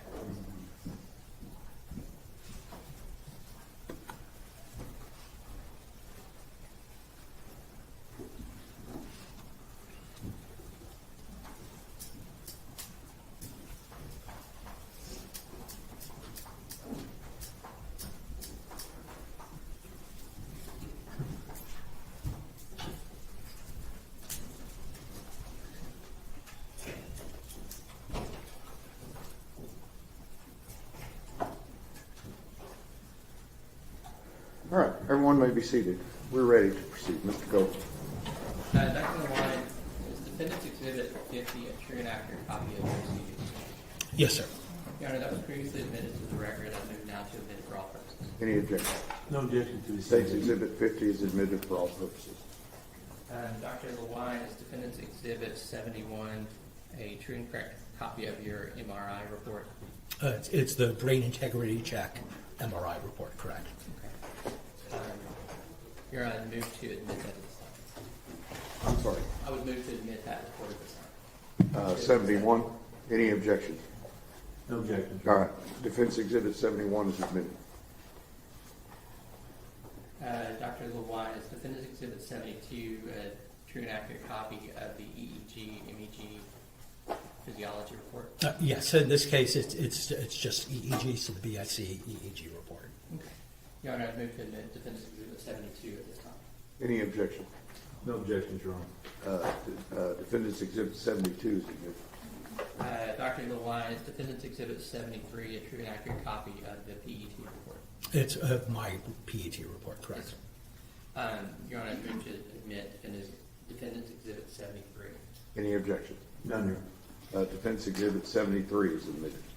Thank you, Your Honor. Your Honor, we're going to one more question. Dr. LeWine, did you review any other materials or records in preparing your report or preparing your testimony? Yes, so I reviewed extensive records and also a number of expert reports.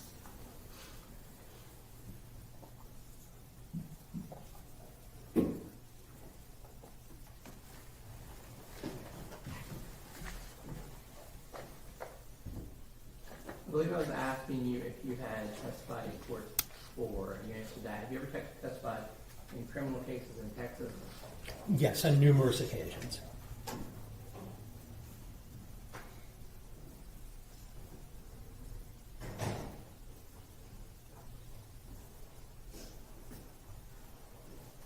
And I believe we have a PowerPoint presentation that we're just going to be using to help explain your testimony to the jury. Yes, I'm going to go down here and go into a little bit of professor mode here for a little bit. The pointer doesn't work very well, so it's a little bit easier if I'm down here directly. Can you all hear me okay? Perfect, thank you.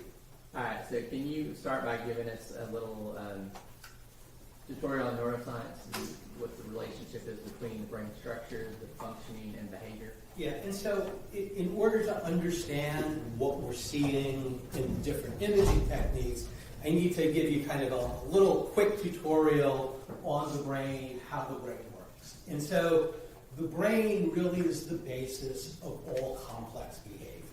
It controls how we interact with the world. It controls how we interact with each other.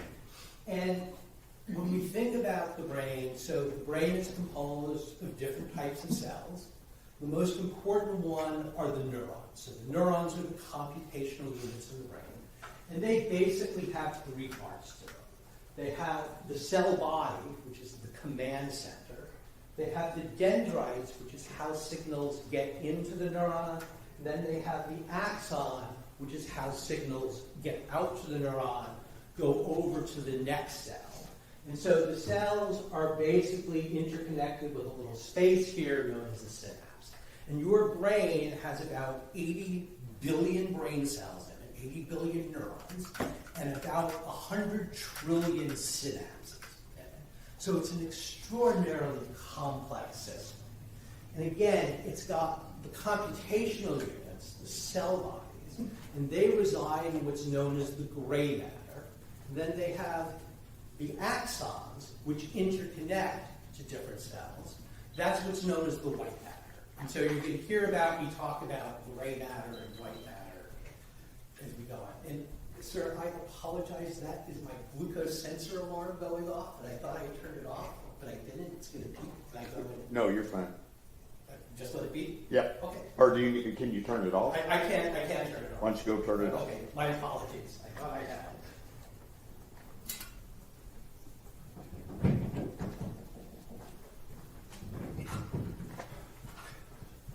Sorry, Dad, it's been one of those mornings.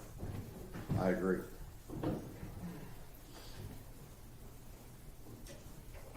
Thank you, sir. My apologies. Yes, sir.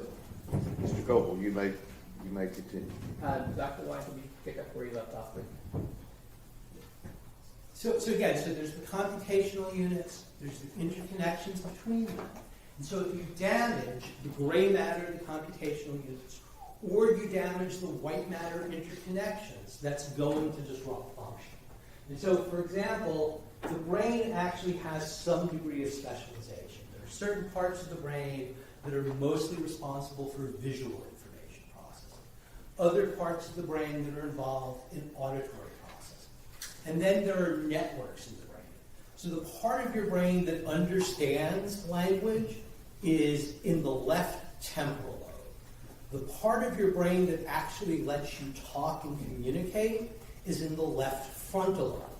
So those are where the computational units are, and then there's axons, white matter pathways, that interconnect those parts of the brain just like the telephone wires. So if you damage either the left temporal lobe, the left frontal lobe, or the interconnections, you get a disruption in language function. When you're talking about language networks, are there other networks to the brain? So there are many, many other networks. There are networks for controlling memory. There are networks for doing things like recognizing faces. There are networks for controlling emotion and regulating behavior. And there are also networks in the brain that support what we call social cognition. So this is just a caricature with the areas in yellow showing those parts of the brain that are involved in social cognition. Social cognition is your ability to interact with other people, to recognize their face, to recognize their emotions, to communicate effectively with them, to have empathy for someone.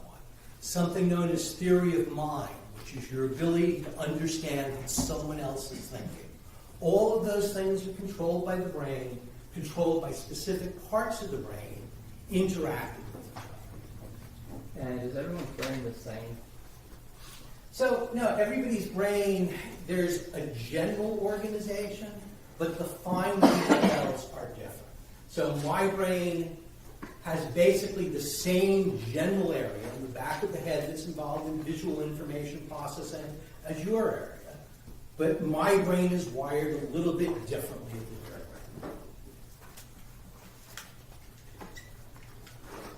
brain. Okay, so does that mean that people perceive and interact with the world different in different ways because of the way that the brains are different?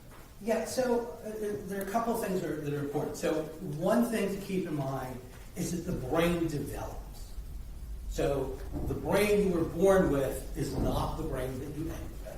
And there are many, many factors that influence your brain development. Your genetics is important. The environment you grow up in. So if you grow up in a nice, kind, loving environment, your brain actually wires differently from somebody who grows up in what we call a toxic stress environment, where there's not enough food, where there's violence. Toxic exposures, alcohol, drug abuse, all of those things impact your brain, psychiatric disease, and things like head trauma. And so as a result, everybody's brain is somewhat different, and this changes how you perceive the world. So I don't know if any of you recognize this, and I don't know how well it's going to show here. This is the infamous yellow and white dress that was on the internet. I look at that dress, and it is yellow and white to me. Both of my daughters, when they look at that dress, it's blue and black. And I don't know if anybody here is seeing blue and black, but about a third of people see this as blue and black. And my daughter's like, Dad, you're crazy. That is white and that is blue and black. And I'm like, no, it's not. It's white and gold. It has to do with the way that my brain wired itself to perceive color and the location of light sources. Much to my chagrin, the actual fibers in the dress are blue and black. I'm misperceiving it. But the point is that how you perceive the world, how you interact with the world, is a function of how your brain is developed.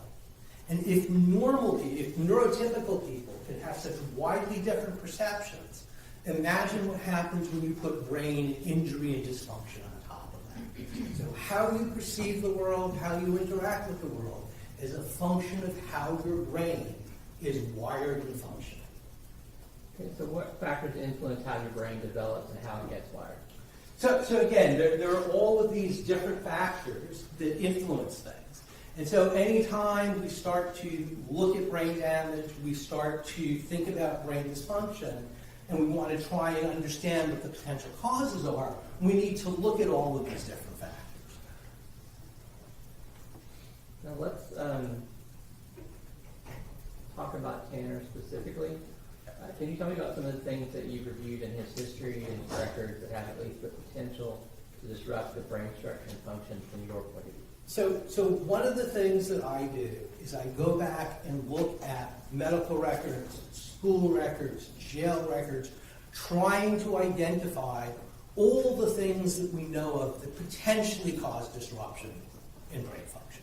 And there are a lot of those, and I try to identify the ones that may be relevant in a particular case, in this case for Tanner. And so based on these reports that I reviewed, there are certain things that are in the literature there. So he potentially had some toxic exposures. There are some records which suggest that there may have been some fetal alcohol exposure. There are records which indicate that there was probable lead exposure.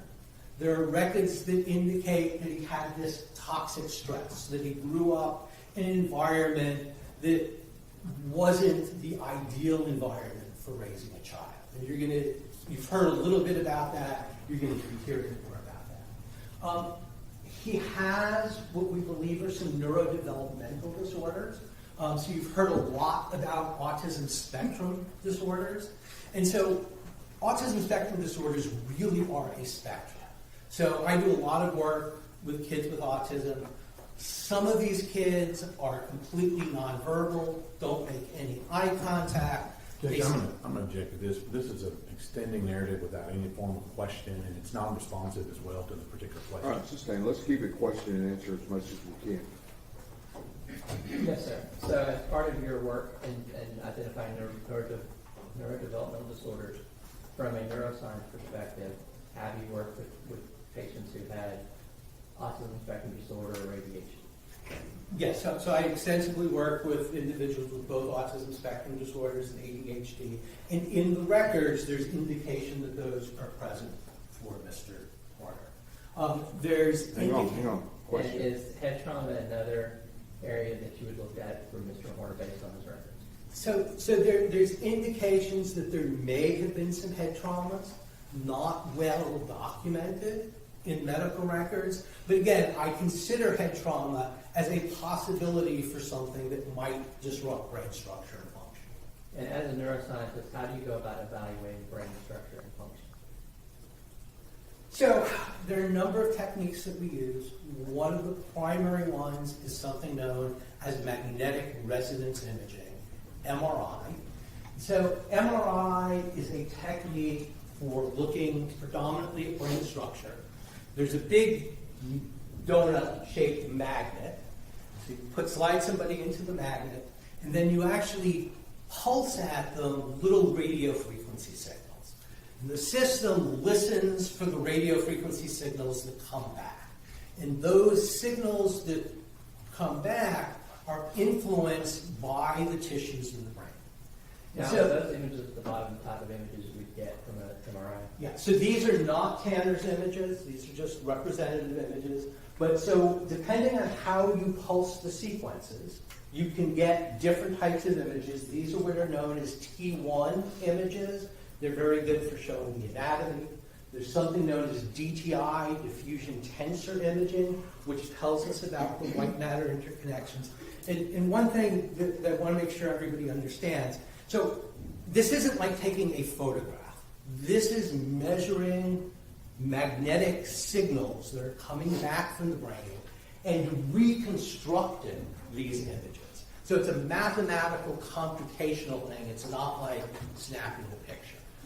There are standard ways on how these signals get reconstructed and represented in terms of what the images look like. And you said there's standard ways. So is this a technology that's widely used in clinical and research and scientific applications? Yes, so almost every hospital in the United States has an MRI scanner. They all produce basically the same types of images. Not all scanners have the capabilities for the diffusion tensor imaging, but they can all certainly do these types of T1 images. And this technology has been admitted to courts across the U.S. Yes. Did you do an MRI on Tanner? Yes, so the MRI was actually done at the MRI center. I personally, about a year ago, set up the protocol on the scanner to collect these data. This is just an example of one of the images that comes from Tanner's brain.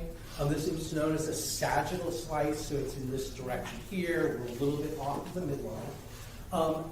The MRI data that were collected, there were two types in particular of relevance in this case.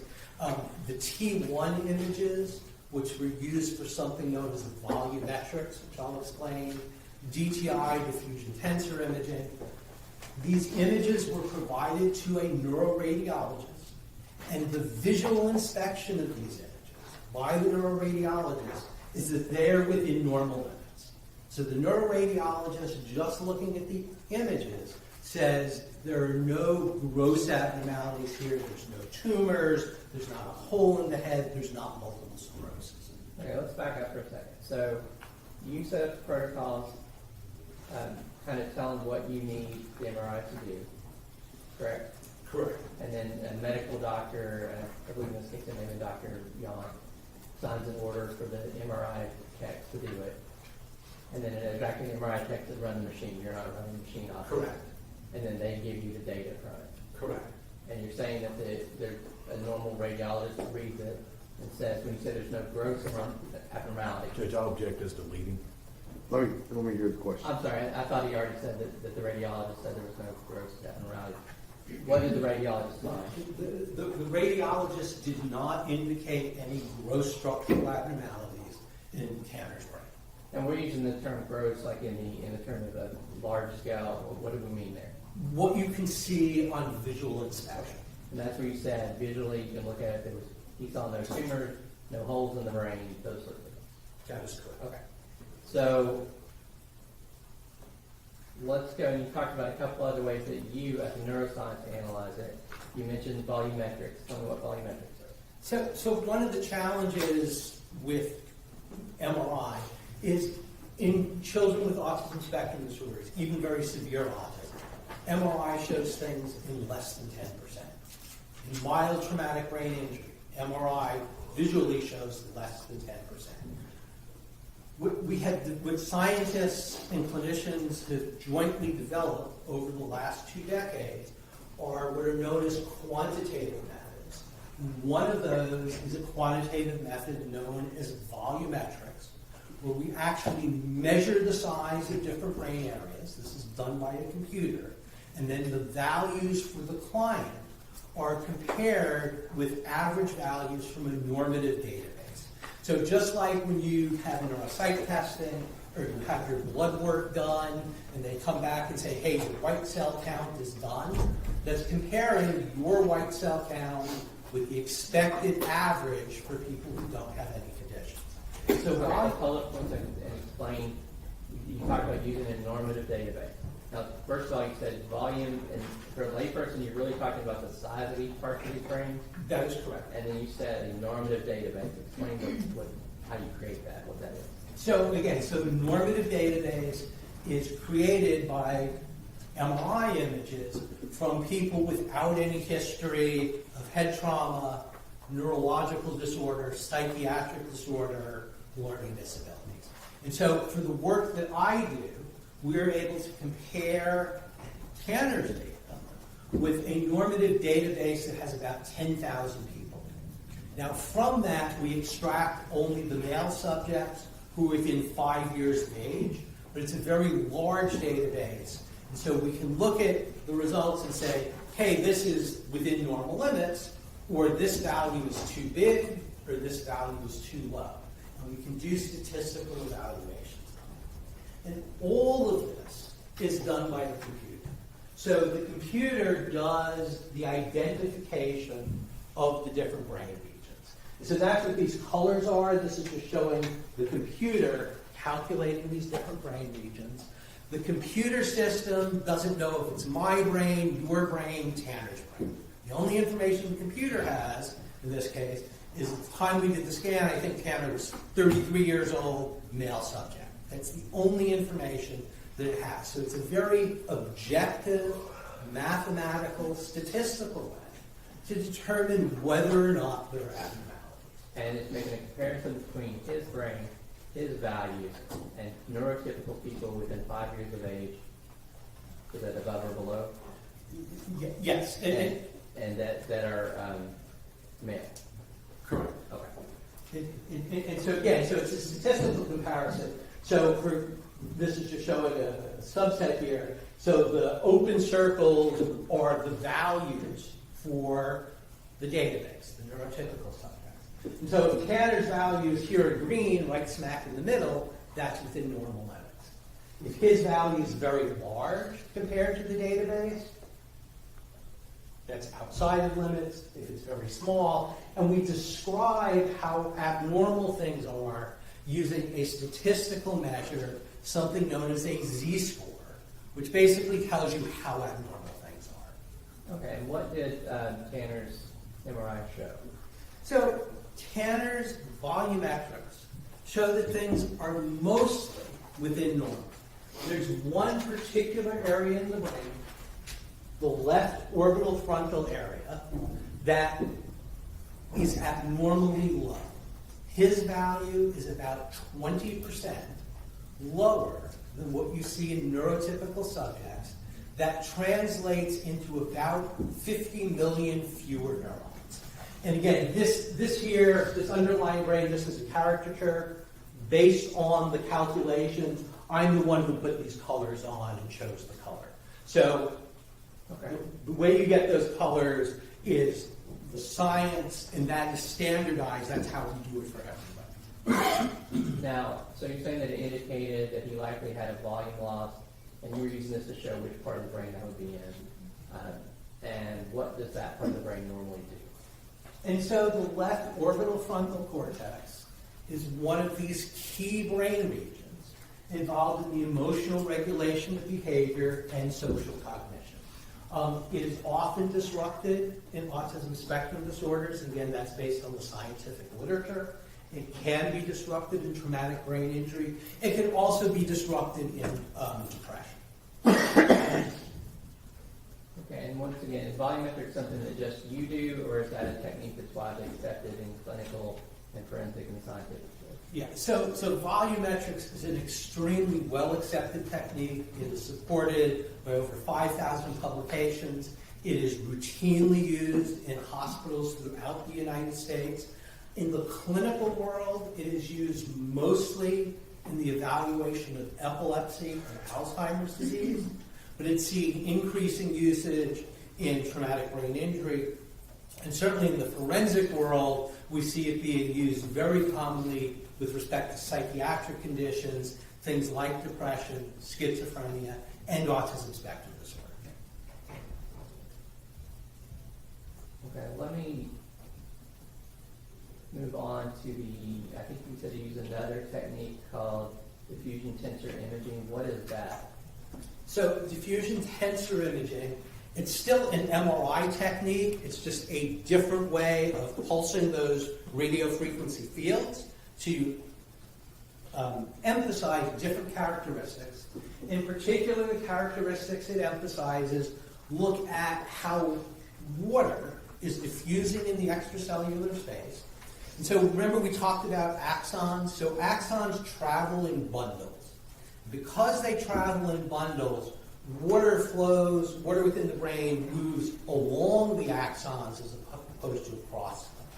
And so we can use a measure known as fractional anisotropy, FA, to tell us about the integrity of the axons. And so just like we did with the volumetrics, the computer is going to calculate the FA values, in this case for 33 different fiber tracts, and compare the values for Tanner versus a neurotypical database. Okay, and what is the DTI for Tanner show? So the DTI for Tanner shows that most of his fiber tracts look to be intact. Well, hold on for 1 second here and tell me about the images. These are the computer images, or you added color to help us understand? So these are the images. So the underlying brain here is just a generic one. The color codes here are showing the tractography. So this is the computer's reconstruction of the fiber tracts in Tanner's brain. The color assignment, again, is very, very standard, not something I do, comes out of the computer algorithm. The different colors are telling you about the direction that the fibers are moving in, whether they're going front to back, up, down, or across. And then again, the computer extracts these FA values, compares it to the normative database, tells us whether they're normal, whether they're high, whether they're low. These blue boxes indicate that those fiber tracts had FA values that were abnormally low, in the lowest 5th percentile. Okay, explain, let's start with what track we're talking about and what they control, those values you found. Yeah. So in particular, Mr. Horner has low FA values for what are known as the right and left fornix. This is a fiber tract that's very important in short-term memory. And the low FA values indicate that there's a disruption in the structure of the fornix. And did you tell us what the fornix, what did you say? So the fornix is predominantly involved in short-term memory. Okay. Now, this DTI, is that a technique that only you were using, or is that also common in clinical and research and scientific settings? Again, this is also a common technique. Diffusion tensor imaging is supported by several thousand publications. Tractography is routinely used by hospitals in planning surgery for people with brain tumors and epilepsy. These types of quantitative analyses aren't too often used in the hospital because they don't change medical care, but they are routinely used in forensic and research settings to understand whether or not there is evidence of white matter disruption in conditions like autism, like traumatic brain injury, like substance abuse. Now, I think as you've explained that the volumetrics and the DTI are looking at brain structure. Did you also look at brain functioning, and how would you do that? Yeah, so looking at structure is one thing, but it's only part of the story. So if you take a group of people with autism spectrum disorders, often, certainly clinically, the MRIs look normal. Even the volumetrics are normal in many of those individuals. You need to actually look at the function of the brain to understand more of what's going on. One of those technologies is something known as electroencephalography. So your brain cells work using electrical currents. So when your brain cells are active, they generate electrical potentials up on the scalp surface, and we can measure those using a special cat. I actually came to Fort Worth. I personally did the EEG exam on Tanner. What comes out from the EEG is a bunch of squiggly lines. These lines are showing how the electrical potential is changing in time at each location. We record from 19 different places over the head. And are you doing an interpretation on that, or is this a computer? So this is a computer analysis again. So one of the things that can be done with these signals, so if you have a very complicated squiggly line, you can describe the complicated line by a combination of simpler signals. We basically look at how fast the squiggles are and how big the squiggles are. So the computer can take the actual data and calculate how much what we call power there is in each frequency. Power relates to how big the signals are. And so we get values for Tanner for power at different frequencies at each electrode. Just like we did with the MRI, we can compare that with a normative database. Now, can you back up for 1 second there? You put up there these different gamma, beta, alpha, theta. What are we talking about there? So we generally describe, again, the signals by how fast they are. So delta refers to squiggles that are very slow, so between 1 to 4 per second. Beta refers to much faster signals in the range of 20 to 40 per second. And these different types of signals are associated with different types of activity. So delta activity in particular is associated with very significant brain dysfunction. You should not have a lot of delta activity in somebody who's awake. Beta signals are associated with brain hyperexcitability. We see that in anxiety disorders. We see that in autism spectrum disorders. We see that in post-traumatic stress disorders. So by looking at the different frequencies in the scientific literature, we can understand what is or is not abnormal and what it is related to. EEG is also a technique that's commonly used clinically, forensically, scientifically. Yeah, so again, in the clinic, it's used predominantly to look at epilepsy and sleep disorders. Quantitative metrics are used in ICUs to look at epilepsy and stroke.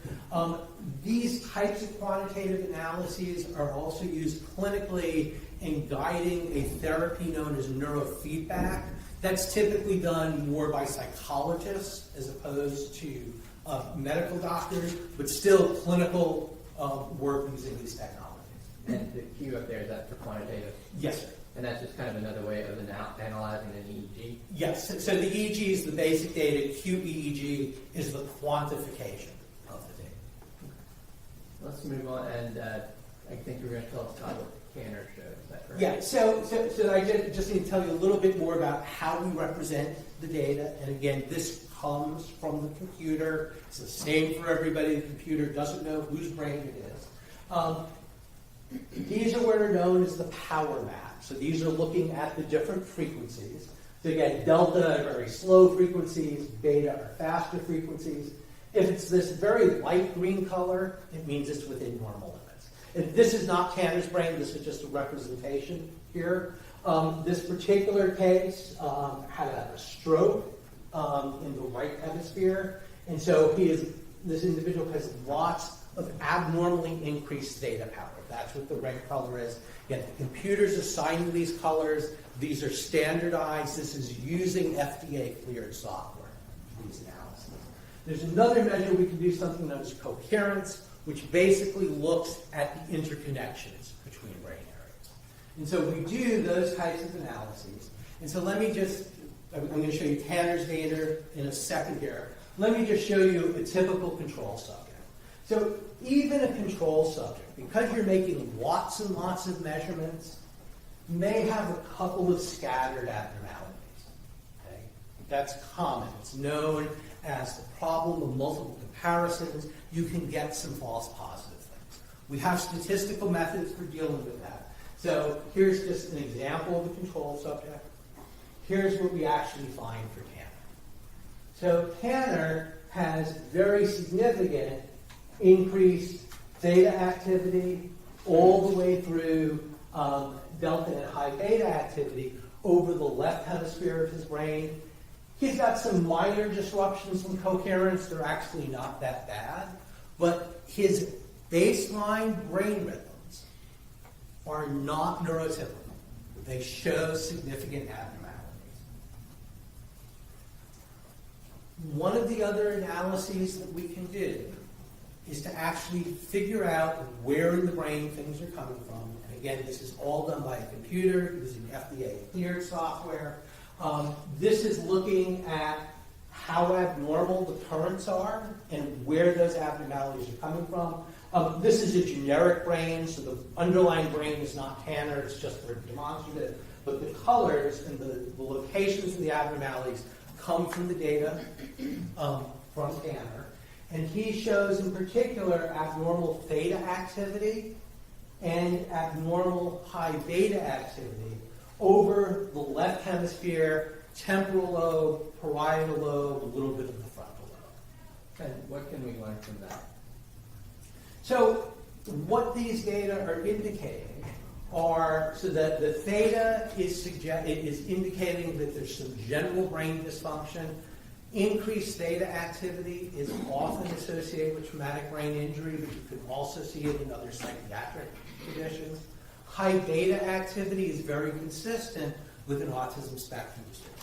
Now, you cannot, and I can't look at the EEG in isolation and say, aha, this is autism, okay? These are not diagnostic techniques in that sense. They are supplemental information. These are patterns that are consistent with the presence of an autism spectrum disorder that has been diagnosed by people other than myself. So you're looking at the brain. We know the brain controls behavior, can give you information on other psychiatric or developmental disorders, but you're not diagnosing solely based on this. That is correct. Okay, and what about, are we ready? Yeah, there we go. We talked about this is QEEG, it's routinely used in clinical, forensic, and research settings. That is correct. Okay. And what about a PET scan? Was the PET scan done in this one? Yeah, so the last imaging technique, First of all, what does PET stand for? so PET stands for positron emission tomography. So when your brain cells are active, they require glucose. Glucose is the energy the brain cells use. And so PET is a way of looking at metabolism and blood flow within the brain. You actually inject radioactive glucose, and then the PET scanner images how that glucose is distributed. It does it in conjunction with a CT scan, which is kind of a very fancy X-ray to give you some structural information. So you get the CT structural information, you get the PET information. And I'm just going to show you some things, and I want to be careful to explain this if I may. So the images that get sent to me from the scanner are generally black and white and gray images. They don't have any color on them. There are standard color palettes that are applied to those data to just help to emphasize some things. So that's what the blue and the purples are, to just tell how much metabolic activity there is. So blue is low metabolic activity, yellow is high metabolic activity. Just as we did for the MRI, just as we did for the EEG, the computer algorithms go ahead and calculate whether the values for Canner are normal or abnormal relative to the normative database. And then the computer goes ahead and puts these blobs on. So these blobs are not inherent in the images. These represent the computer calculations, but they are identifying areas that are abnormal. And in this particular case, Tanner has what's known... Before we get to that, 1 second. In fact, I missed just completely here. So the PET scan, you said that was another one where there has to be, you did a doctor's order, you set up the protocols, an actual tech to do the PET scan to the PET scan. That is correct. Okay, and then was there a separate reading on that? So there was not a formal reading. The imaging center tells me if there's anything grossly abnormal on the PET. They did not tell me anything that was grossly abnormal. So the clinical read of the PET scan is within normal limits. And that is that, once again, talking about the same thing, if we're looking for the big issues, the hospital issues. Yeah, for looking at tumors, for looking at Alzheimer's dementia, you don't see gross things on PET in general in psychiatric. And then you get the data, the computer does its magic science here, and now that's what we're going to talk about. Yeah, and so the data actually come to me. I actually send it to a company that does these analyses, so it's like a blood test. It gets sent off to a lab. The lab sends you back the results, and then I interpret those results from a neuroscientific perspective. Okay, so now can you go ahead and proceed with the interpretation? Sorry. So he has a number of areas which are known as showing hypometabolism. So these are areas of abnormally low activity. And again, the computer is putting on the color codes here These are standardized codes. This is how they're always used. I don't choose the colors. This is all part of the software. Tanner shows hypometabolism in several areas of the brain, including the orbital frontal cortex, right and left, including parts of the right temporal lobe. He also shows abnormally high metabolism, overactivity. And overactivity is just as bad as underactivity. He shows that in particular in the back of the brain, in a part of the brain known as the cuneus. And then so one of the things that I have done is taken that information and just for ease of display, color-coded onto a demonstrative map. So blue is showing areas that are hypometabolic, red is showing areas that are overactive. Now, you mentioned the cuneus there. You had mentioned that before. What is that area of the brain? So the cuneus is actually predominantly involved in visual information processing, but it's also involved in social cognition. In particular, things like empathy and, again, this thing known as theory of mind, understanding what somebody else is thinking.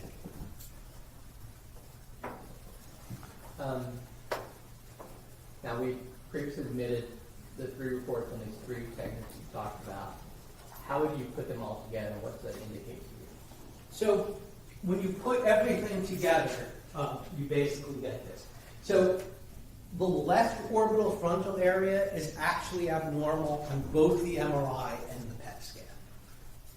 He's got a number of abnormalities on the PET, so right temporal lobe, bilateral orbital frontal areas, the cuneus is overactive, and he's got this general dysfunction in the left hemisphere gleaned mostly from the EEG.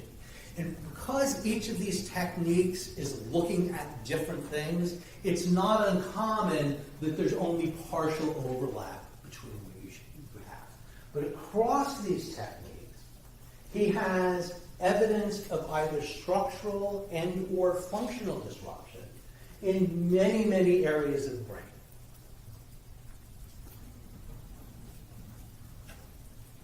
Right. And can you,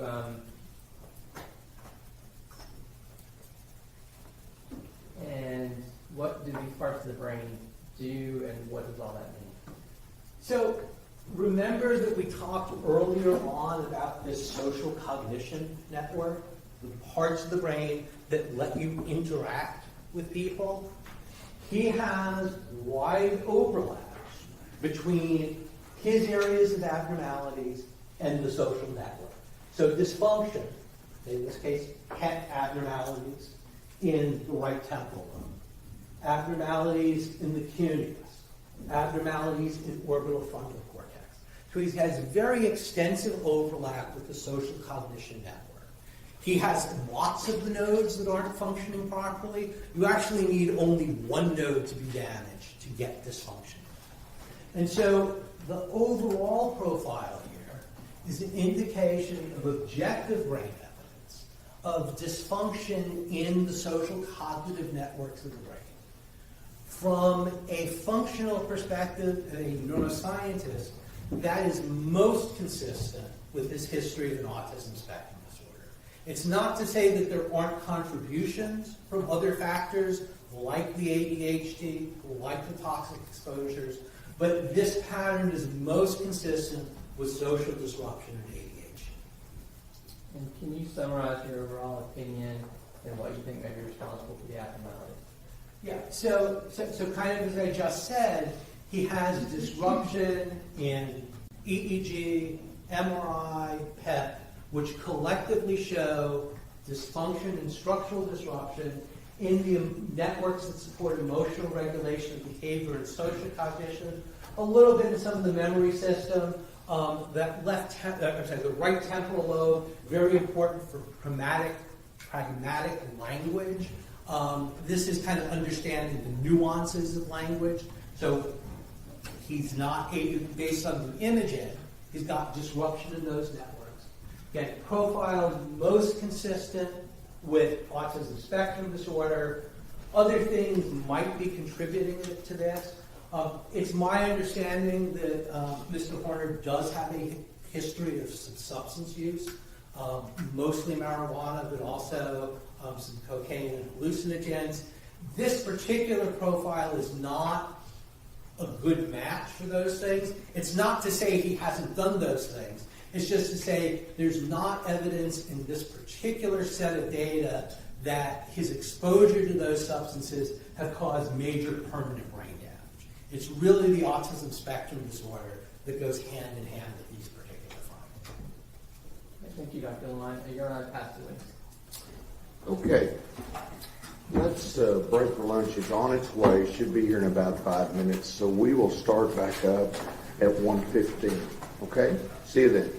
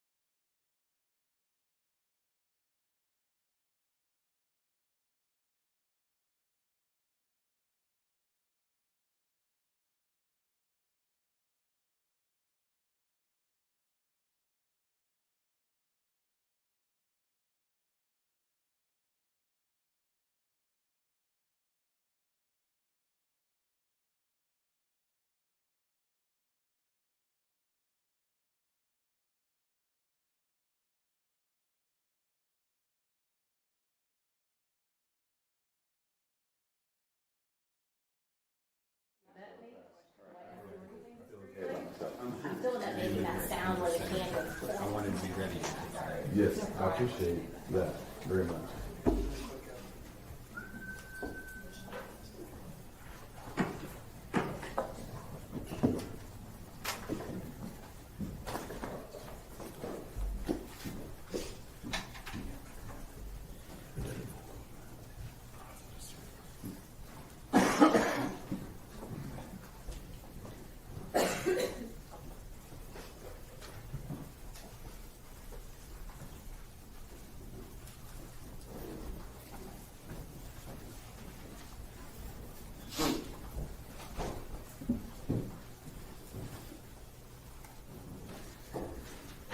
All right, everyone may be seated. We are ready to carry on cross-examination. Mr. Staten. Thank you, Your Honor. Dr. LeWine, thank you for hanging out with us for a little longer this afternoon on a Friday. I've got a few questions for you here. How many times have you testified on behalf of capital murder defendants in Texas? In Texas specifically, I want to say 7 or 8 times. Okay. And how many total? Probably about 15 total.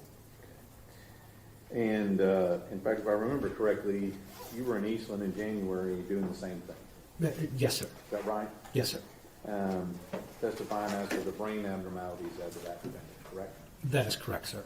And I noticed in this, I think you called it your professor. Is that what you called it? Professor Bode, yes. All right. How many times do you think you've given that spiel being the professor? I think I've only done it like that 2 or 3 times. I typically do a PowerPoint, though. Okay. Well, you had both today. You had you and the PowerPoint. Yes. Now, in this particular case, who hired you in this case? I was hired by the defense attorney group. Okay. And who's that? So Susan Anderson in particular. And how many times do you think you've worked for them in the past? Objection, relevant, Sean. Over. Go ahead, sir. I think 4 times. I'm not absolutely certain on the number. 4 times, including the one in Eastland, or just 4 times, including today? 4 times including today. So I don't believe that Ms. Anderson was involved in the Eastland case. Her organization was involved in that case. Objection, Your Honor, approach.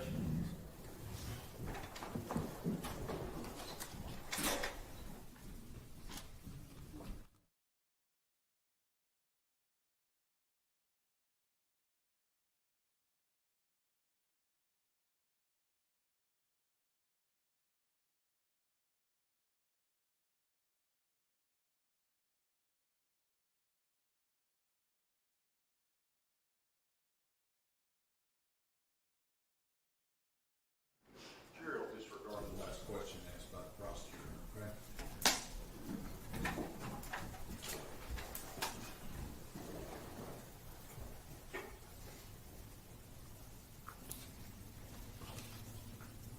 Now, in this particular case, you had some scans ordered to be done on Mr. Horner, is that right? Yes, sir. Okay, and those were ordered by who? So I believe that they were ordered by Dr. Yount. I think the pet may have also had an order from a Dr. Rouse. Okay. Rouse, R-O-U-S-E.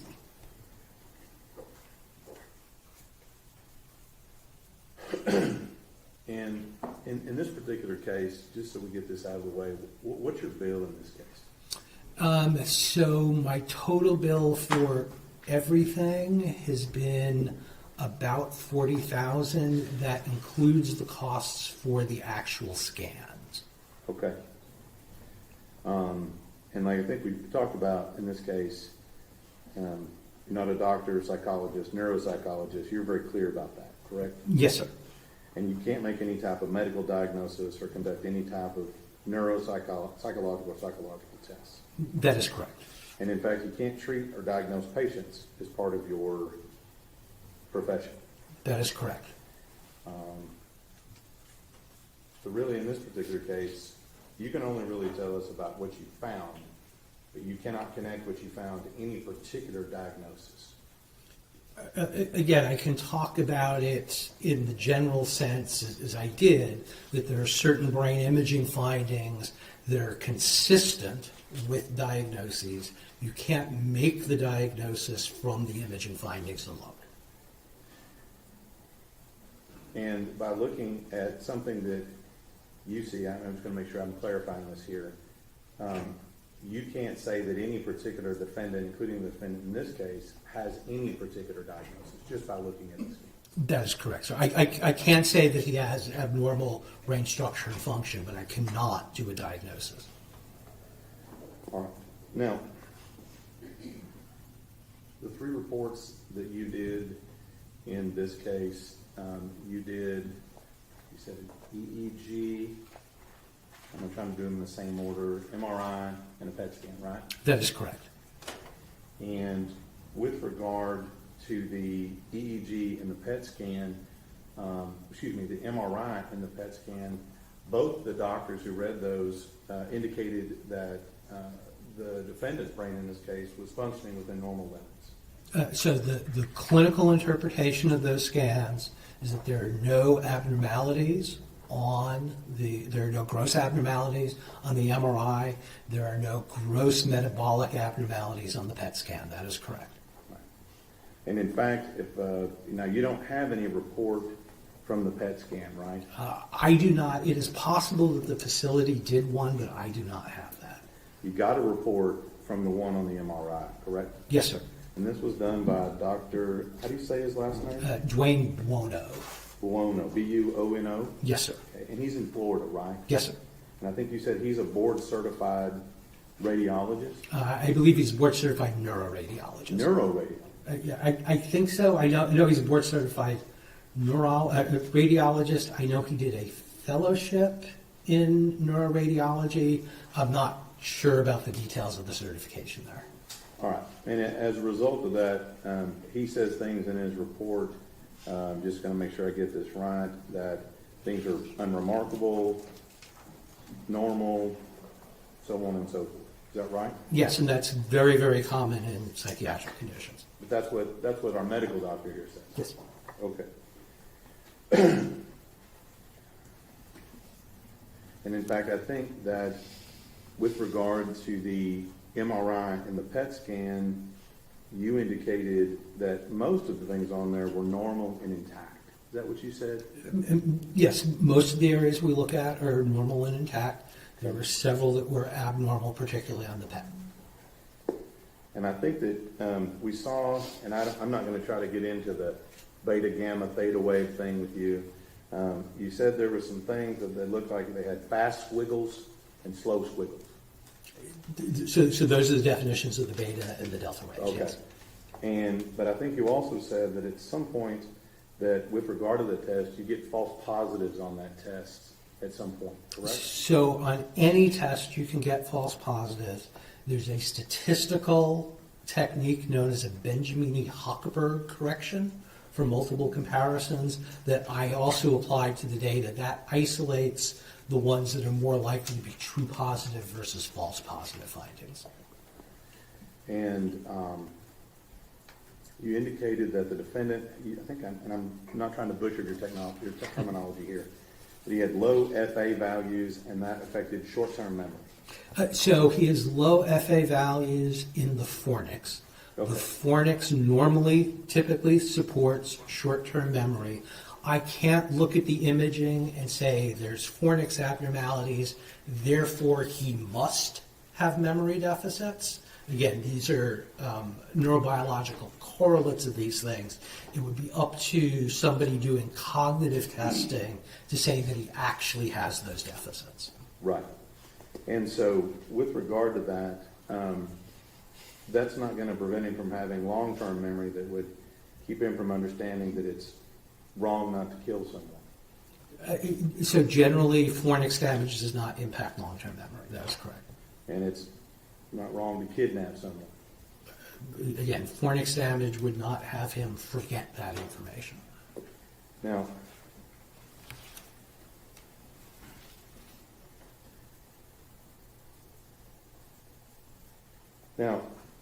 when I'm looking at all these abnormalities that you're talking about, and you described a whole lot of stuff, okay, and I'm not going to try to talk about all the technology behind it, but how is it with all of this stuff that the defendant is not just sitting in a room drooling somewhere? Sure.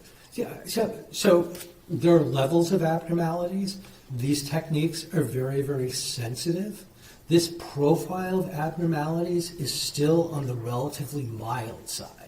So these are the types of abnormalities that we see in individuals with psychiatric dysfunction, with things like autism spectrum disorders. The fact that he has a lot of them, doesn't mean he's a fully demented individual. Okay. And I guess what I'm asking is that, in this case, I guess what I'm asking, how is it possible that he can function, for example, drive a car, read a map, things of that nature, if he has all of these abnormalities and things that you're talking about? So again, it matters where the abnormalities are. His abnormalities are predominantly in the social cognition system. So he has orbital frontal cortex compromise, but he doesn't have compromise of dorsolateral prefrontal cortex. He doesn't have compromise in the brain areas that support the types of skills that you just mentioned. So, but with regard to what you're talking about today,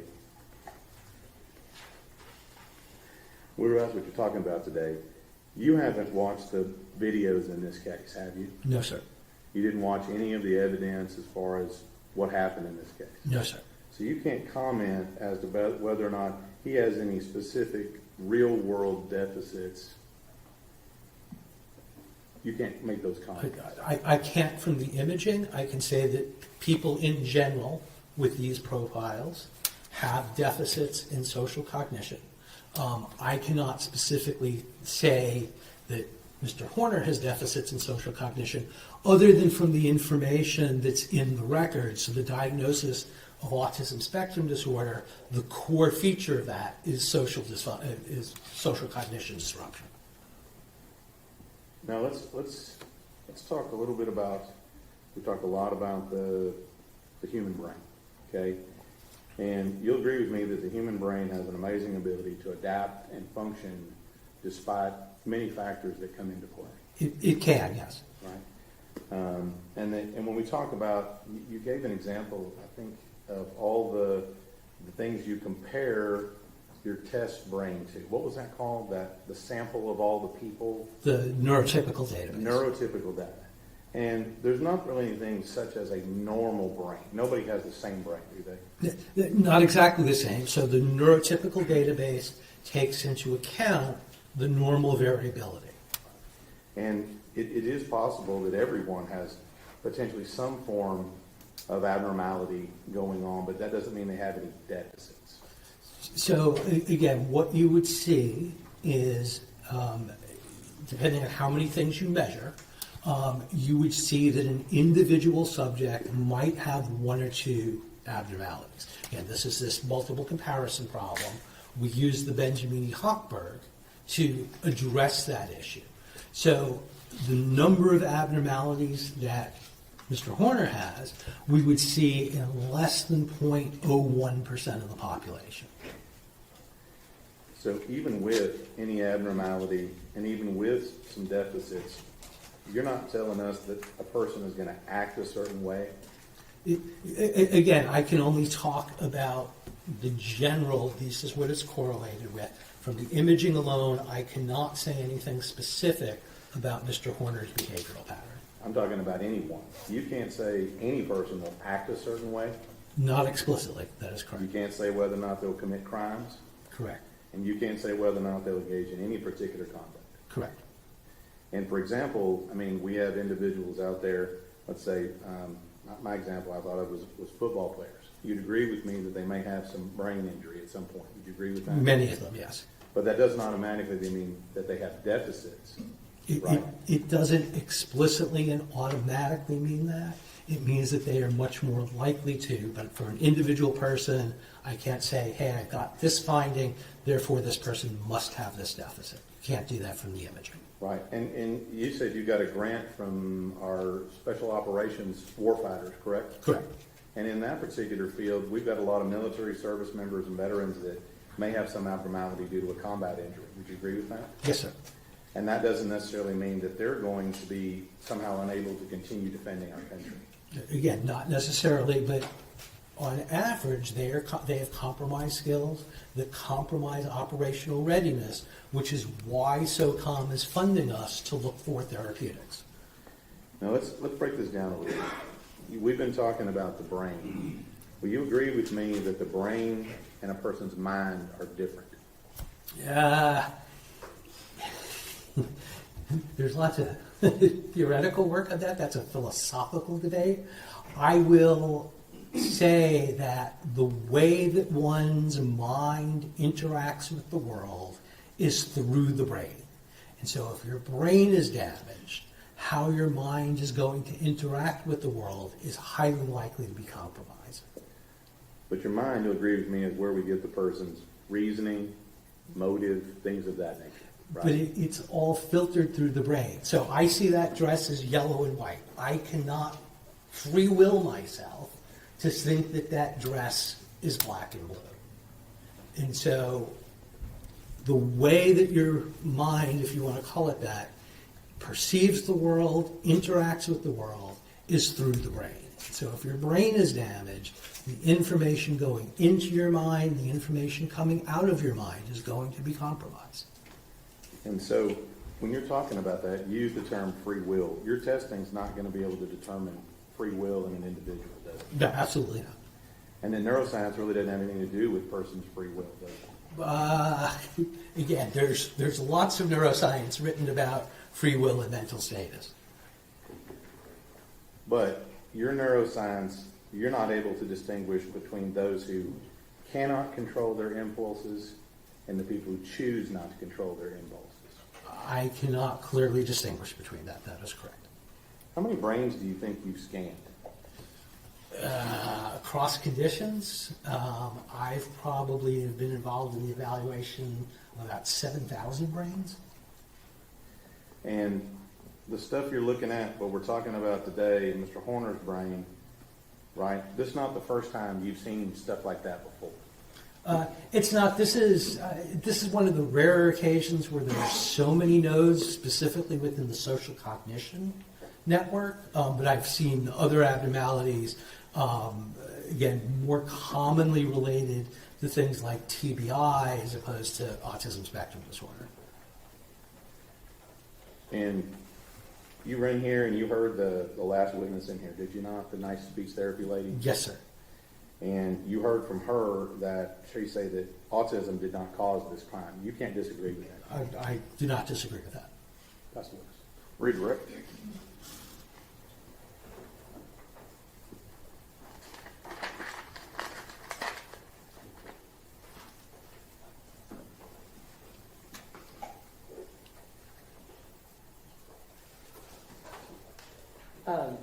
Judge, I will have nothing further. Thank you. May Dr. Lewine be excused finally? You may. Thank you, sir.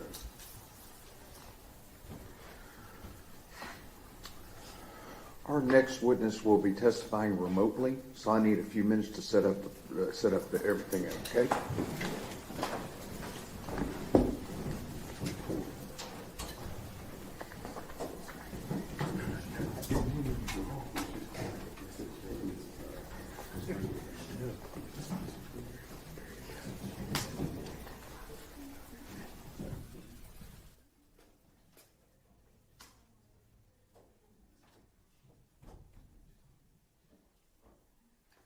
Okay, everybody, give me a few minutes.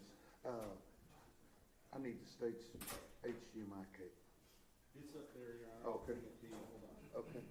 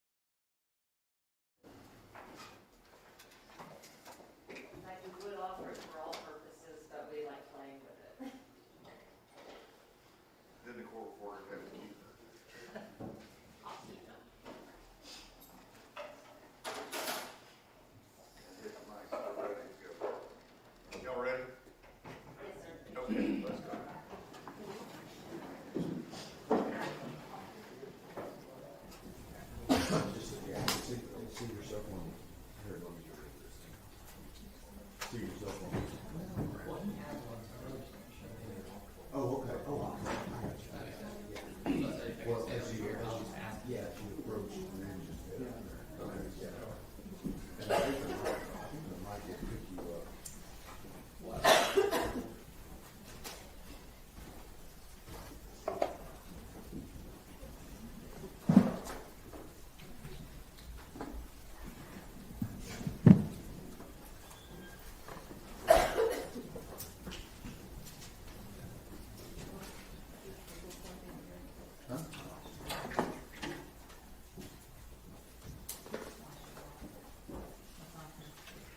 We good?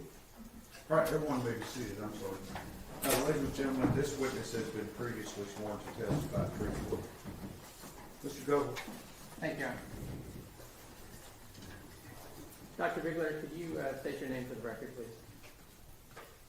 Yes, my name is Aaron, E-R-I-N, David Bigler, B as in boy, I-G-L-E-R. And you don't have to go into detail. The court's given you permission to testify remotely for some health issues, right? That is correct. What are your major areas of training and expertise? Well, I'm Professor Emeritus of Psychology and Neuroscience at Brigham Young University, and I was formerly Professor of Psychology and Neuroscience at the University of Texas at Austin. Also held an appointment at the University of Texas Health Science Center in San Antonio when I was in Texas. I'm a clinical neuropsychologist, licensed, board certified in that specialty, and I'm a cognitive neuroscientist and researcher as well as a clinician. And does that include expertise in neuropsychology and neurophysiology and neurophysiological diagnostics and neuroimaging? Yes, those are all of my specialty areas. I was a postdoctoral fellow at the Barrow Neurological Institute in Phoenix, Arizona before taking my position at the University of Texas and the State Hospital there in Austin. And then I was recruited back to Brigham Young University to help develop their neuroscience program in all of those specialty areas that you just mentioned. And have you been published in those fields? Yes, I've been a professor all those years and directed, I established and directed the brain imaging and behavior laboratory. I also developed a magnetic resonance imaging research center at Brigham Young University and directed that until my retirement in 2018 as a professor and director of large laboratories involved in research. I've published extensively in the peer-reviewed literature on the interface of brain imaging and behavior, which was the name of my laboratory. Did you also publish textbooks or book chapters? Yes, I've published 12 different textbooks, working on the 6th edition of one of the textbooks that I've co-authored, and 80 some odd book chapters and over 400 peer-reviewed articles in the field. Have you received any awards or scholarships? Yes, I've received a number of awards, both nationally and internationally, and I've lectured nationally and internationally and lectured at most of the major universities here in the United States. And have you received any grants or fellowships? Yes. As I mentioned, I fellowship trained in neurophysiology and neuropsychology. That was a long time ago, 1974 to 77. And I've been a co-investigator on numerous grants over the years. They're detailed in my vita.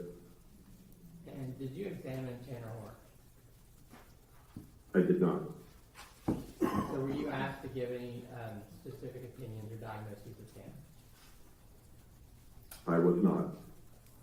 Were you asked to testify regarding brain anatomy and brain functioning in neuropsychiatric disorders generally? Yes, that was what I was asked to do, to assist his counsel in understanding brain anatomy and brain function and contemporary methods for evaluating structure and function of the human brain.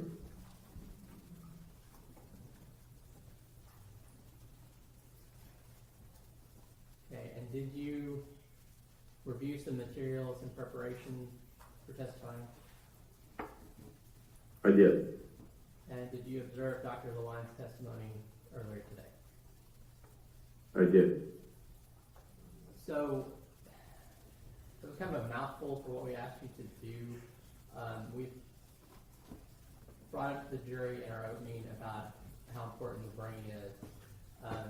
Did we ask you really to educate on how the brain and behavior interrelate? Yes. In fact, the motto of my research lab was every behavior has an anatomy.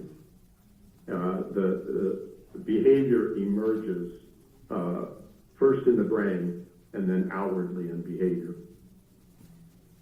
Now, I have a model brain here, so you can direct me if you want to use that to explain anything. But can you please start by describing brain anatomy and brain function for the jury? Yeah, so I believe that the model that you have is, I have an older version of the model that you have, and I'm holding that up here. We saw some diagrams in Dr. Lewine's presentation. This is a model. So it typically starts with the 4 lobes.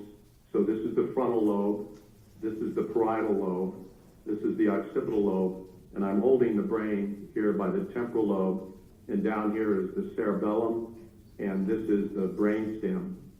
And then if we turn it, this is called medial, if we turn it medially here, now we're looking at the inner part of the left hemisphere. And there's a couple of important areas here that were talked about. This area here is that orbital frontal area that Dr. Lewine was talking about. And then this area right here that looks like a curve here, or a bridge. In fact, that's actually the Latin part of it. It's the fornix. This is the fornix. And the back of the fornix comes out of the temporal lobe, and then it dives into a structure here called the thalamus, and then there's projection that comes up into the cortex, but in particular to this area right here, which is called the cingulus gyrus here. So that's a brief overview of some of the main areas of the brain, and I'm happy to discuss their function in more detail if need be. Yeah, can you talk briefly? I think Dr. Lewine mentioned, but didn't go into much detail about how different parts of the brain, he gave a few examples, different parts of the brain control different functions, and he mentioned sort of networks. Can you talk some about what neural networks are? Yes, neural networks are very important because the brain functions always as a unit. Dr. Lewine mentioned that the brain processes 100 trillion signals every moment of our existence. It's incredibly complex. There's nothing more complex than the human brain. And so you have these major hubs in the brain, and then you have these nodes that connect to the hubs. Dr. Lewine used those particular terms. He also showed telephone poles or power lines. Now, of course, we have cell phones, so it's a little bit of an older analogy, but the connector part of the telephone analogy, that is that axon, and he showed a diagram of that axon. In the classroom, I would demonstrate it like this. So I'd hold my arm up. This is the cell body. This is where, of the neuron, this is where all the metabolic machinery is taking place. These are the dendrites. They're communicating with other axons. This is where the synapse occurs. And then there is one singular process that comes out of the cell body. It can branch into multiple areas, but then it terminates in the synaptic area to communicate with the next. And so you have major hubs and you have minor hubs, and they form these networks because they connect to all of these different nodes. So there's not just one area dedicated in the brain that carries out function. It's multiple areas working contiguously and simultaneously to generate first perceptions and initial processing, and then to actually generate behavior. I always like to use the analogy of roads, highways, freeways, interstates. When I was a professor at the University of Texas, I would drive up to Dallas often. I did things with the different universities up there. And, I-35 is a nice direct route until you get just outside of Dallas. And then all these other highways, freeways, and interstates start to connect. So that's a hub. Fort Worth is a big hub. But you can go anywhere in the United States now once you get to one of those hubs. The brain is exactly the same way. Everything is interconnected. So can you describe, I guess, kind of how that, I understand an analogy, but how does that end up controlling behavior through the way that those networks connect? Well, each one of those hubs, each one of those particular networks is subserving a different aspect of behavior. And so one of the areas that Dr. Lewine spoke of is this orbital frontal area. The reason it's called the orbital frontal area is it sits just above the orbit, the eye socket. And so this was referred to as the orbital frontal area, because this is the frontal part of the brain. Well, this orbital frontal area has a direct connection with the temporal lobe. And the temporal lobe has these brain structures called the limbic system. And they're regulators of emotion, including emotional tone. This area up here is called the dorsal lateral, and then as you move forward, prefrontal cortex. This is the slower, more contemplative, decision-making part of the brain. This is the more emotional, reactive part of the brain. If there's an imbalance between these areas, then emotion can override contemplative behavior. And this is one of the things that Dr. Lewine was talking about in terms of social cognition, because social cognition gets tied in to emotional processing, emotional regulation, and emotional tone. Now, if I can throw in a little question the state had earlier. Are there some ways that the brain can try to overcome any sort of issues with the network? Yes, well, again, some of the things let me start back, but the brain develops as an experience-dependent organ. So it interacts with the environment, and the environment changes the brain. The brain interacts with the environment. It's a back and forth process that takes place. This upper part of the frontal cortex, which is slower and contemplative, and the temporal area and the orbital frontal area are emotionally reactive. So one of the old adages of counting to 10, for example, before you say something, is allowing the frontal lobe to take better control and dampen down emotions. But if emotions arise, then they cut off that contemplative part of the frontal cortex, and inappropriate behaviors come from that. So when you have the disciplines of psychology, psychiatry, medicine trying to deal with psychiatric disorders or developmental disorders, is that what they're actually affecting the brain, correct? Yes, that's where,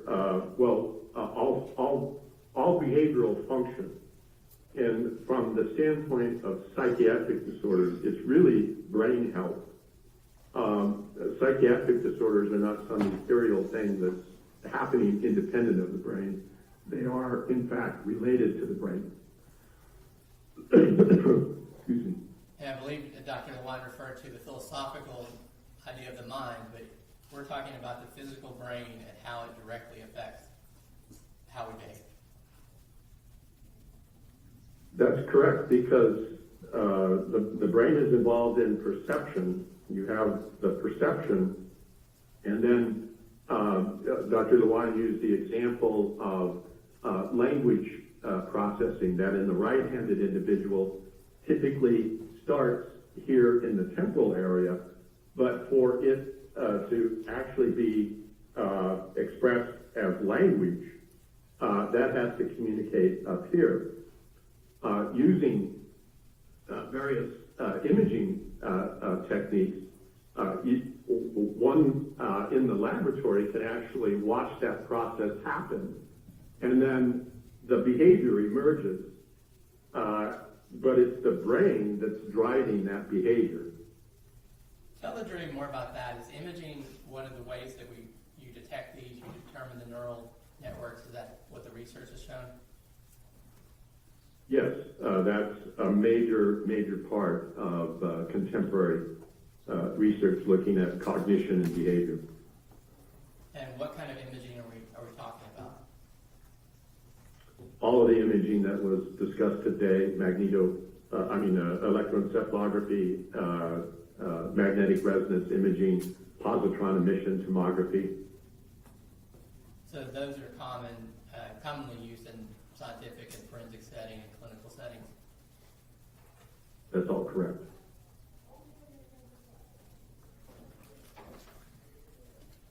So can you please explain how quantitative abnormalities would affect the neural networks?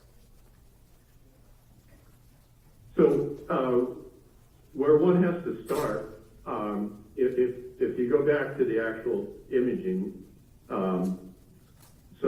Dr. Lewine spoke of the T1 weighted MRI.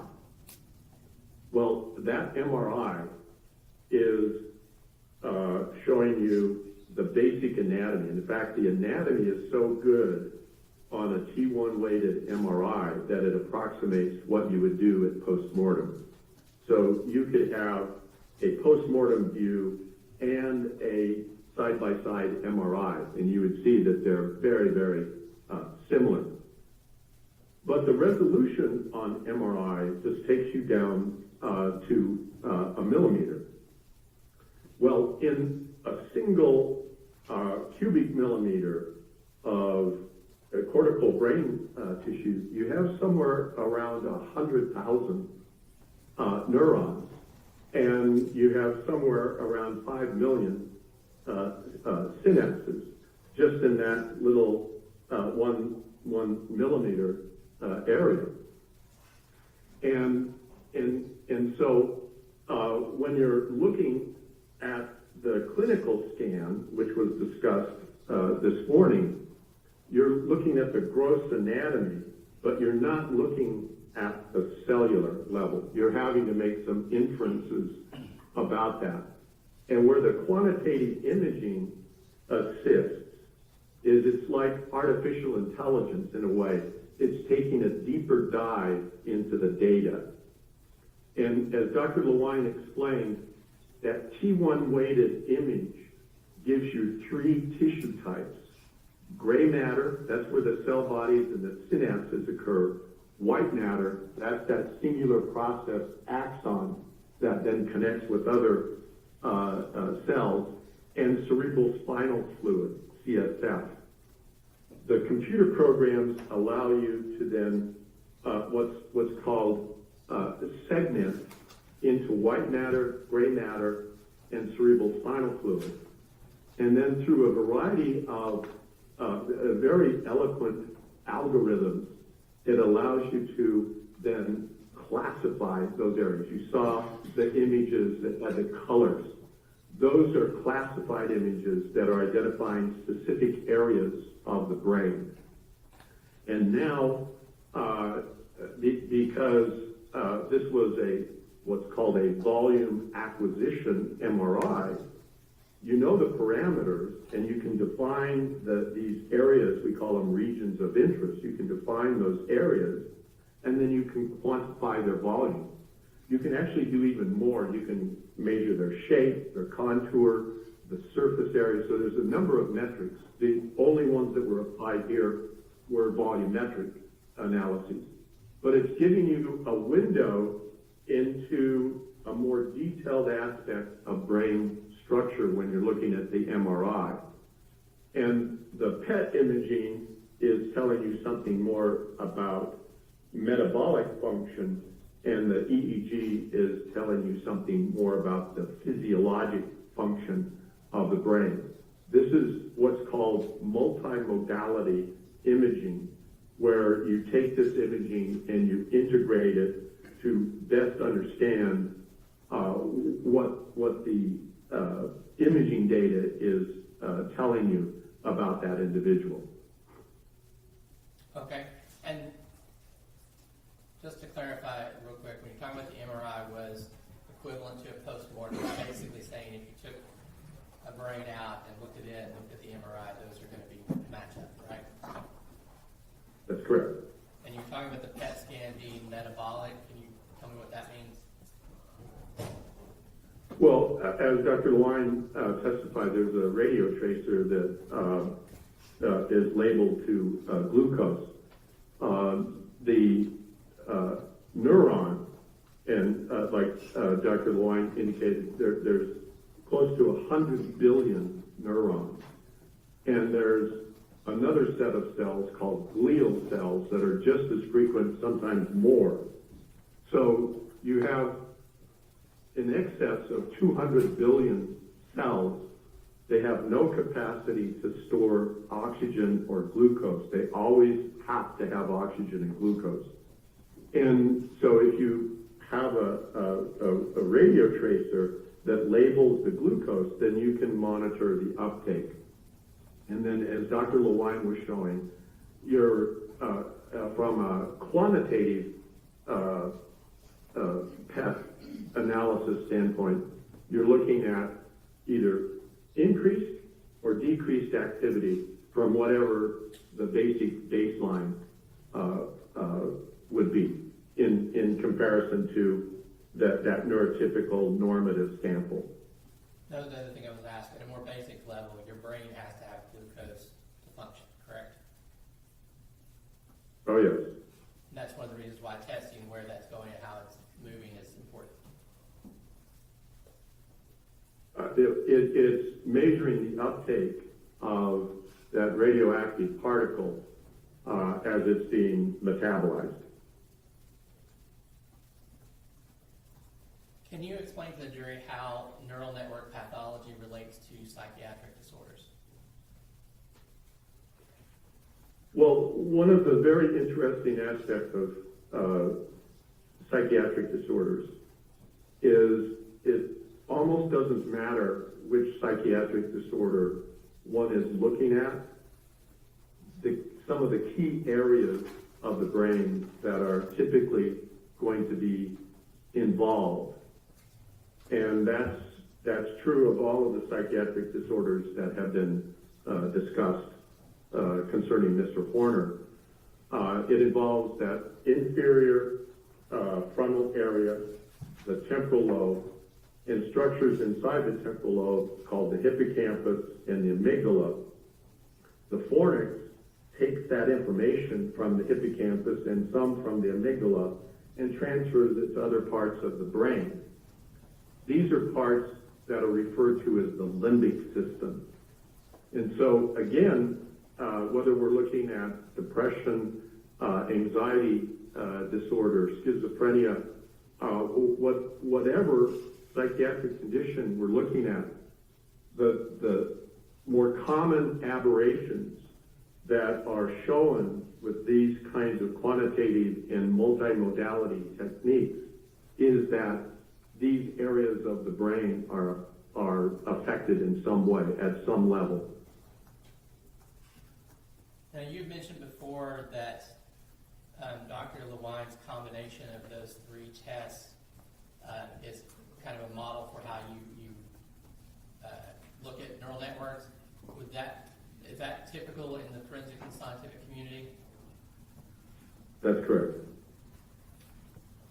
And I believe, let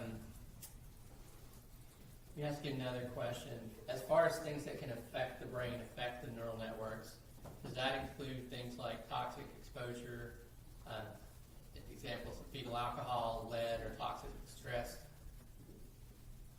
That's correct. Things like neurodevelopmental disorders, like autism spectrum disorder, ADHD, are those things that you can also show a neurological link? Correct.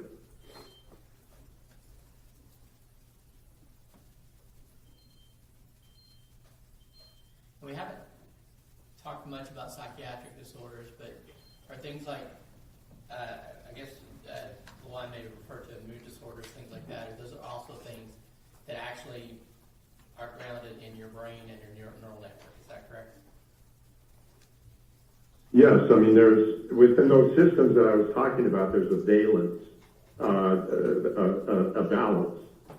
And if there's underlying neurologic dysfunction, that balance can go off keel. And one can be overly emotional or emotionally reactive or display deficits in judgment or conforming behavior to societal standards. All of those things can happen. One more thing to clarify, I didn't remember the term. I think it was multimodality. Can you just break that down for me real quick? Well, yes. So MRI is considered to be structural when you're using that T1 and some of the other imaging sequences. But one of the other things that Dr. Lewine did is the diffusion tensor imaging, which allows you to look at pathways. And you can actually apply what are called diffusion metrics to assess the integrity of those pathways. So that's telling you structure. The PET scan is telling you about metabolic activity, and the EEG is telling you about the physiology of the brain, how the brain is reacting and connecting. And one of the things he talked about, Dr. Lewine talked about, is coherence. So areas that are showing connectivity will have somewhat similar coherence. So it allows you to look at how the network is connecting. And then as you go across these different modalities of imaging, you can make more inferences about how the brain is functioning and how that structural aspect of the brain relates to function. Now, can you tell the jury a little bit about the difference between the clinical use of those imaging to detect gross abnormalities versus the clinical looking at more the quantitative, those other issues, and the forensic and scientific use of those different imaging? Well, one of the things that's happening is a movement towards what's called precision medicine, and that's taking advantage of artificial intelligence, the power of these methods for rapidly examining the brain. And this is likely to become standard fare within, in my opinion, in the next 5 to 10 years, so that it's one thing to look at a brain and the first line of assessment of a brain is to see, is there a medical necessity there? Is there a tumor? Is there a vascular lesion? Is there something that needs attention, an infection? Once that is confirmed not to be there, then you're looking at, is there any kind of major developmental abnormality, any other kind of deviation? And when those things are not present, there's a tremendous amount of information that is in that scan, but it's not looked at. But it can be now with the technologies that we have. And so what's happening in cognitive neuroscience, in clinical neuropsychology, is that it's moving in that direction. So, for example, Dr. Lewine mentioned Alzheimer's disease. This is one of the areas where it's really happening quite quickly. So as a neuropsychologist, I can administer tests that can measure memory, but I'm not necessarily looking specifically at the memory network. But with imaging, using especially diffusion tensor imaging, structural quantitative imaging, I can look at the different components of that. And so if I'm working up an Alzheimer's patient, then I want to know that, I don't want to know just that the brain kind of looks normal. I want to know what's the size of the hippocampus, what's the connection of the hippocampus with the rest of the brain, and all of those things. So that's happening right now. It will move into the clinical world, in my opinion, in the next 5 to 10 years. Right now, it's primarily a research tool. So that's when we're talking about the computer analysis. Is that becoming more available? Is that what you're saying? Oh, yes. Yeah, I mean, the supercomputers are, so one of the, when I lecture on this, one of the slides I have is that every quantitative aspect of imaging analysis had to be done by hand, tracing the structures. When I started this when I was at the University of Texas. Now, we can do all of these major quantitative analyses in a matter of a few minutes. It would take days to do that on an individual patient or client in the past, and now it can be done in a few minutes. And with supercomputers, it can be even done faster. So the analysis itself is not new. That's something that's backed by research and studies. Yes, we first published on quantitative image analysis back in the 1980s.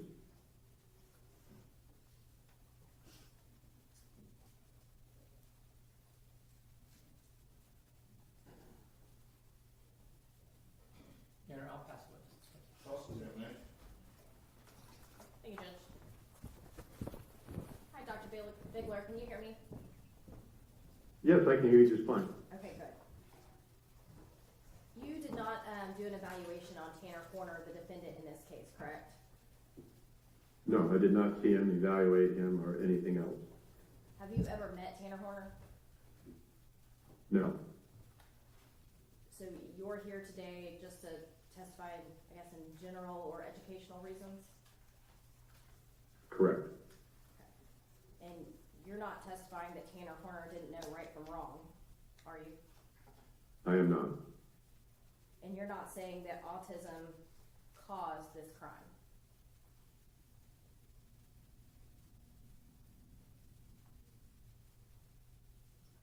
Doctor? No, we heard it. Did you hear the question? Oh, right from wrong? No, I'm sorry. The question was, you're not saying that autism was the cause of the crime in this case. No. And we asked this question to all of our experts. But were you paid for your testimony today? I was. And what is your total bill in this case? It's about $4,000. And is that including your testimony today? No. It'd be another $1,000 or so for today. Thank you. I appreciate it. Read. No, Judge, thank you. May, Doctor be excused finally? Yes, Judge. Doctor, thank you very much. You're welcome. Thank you. Goodbye.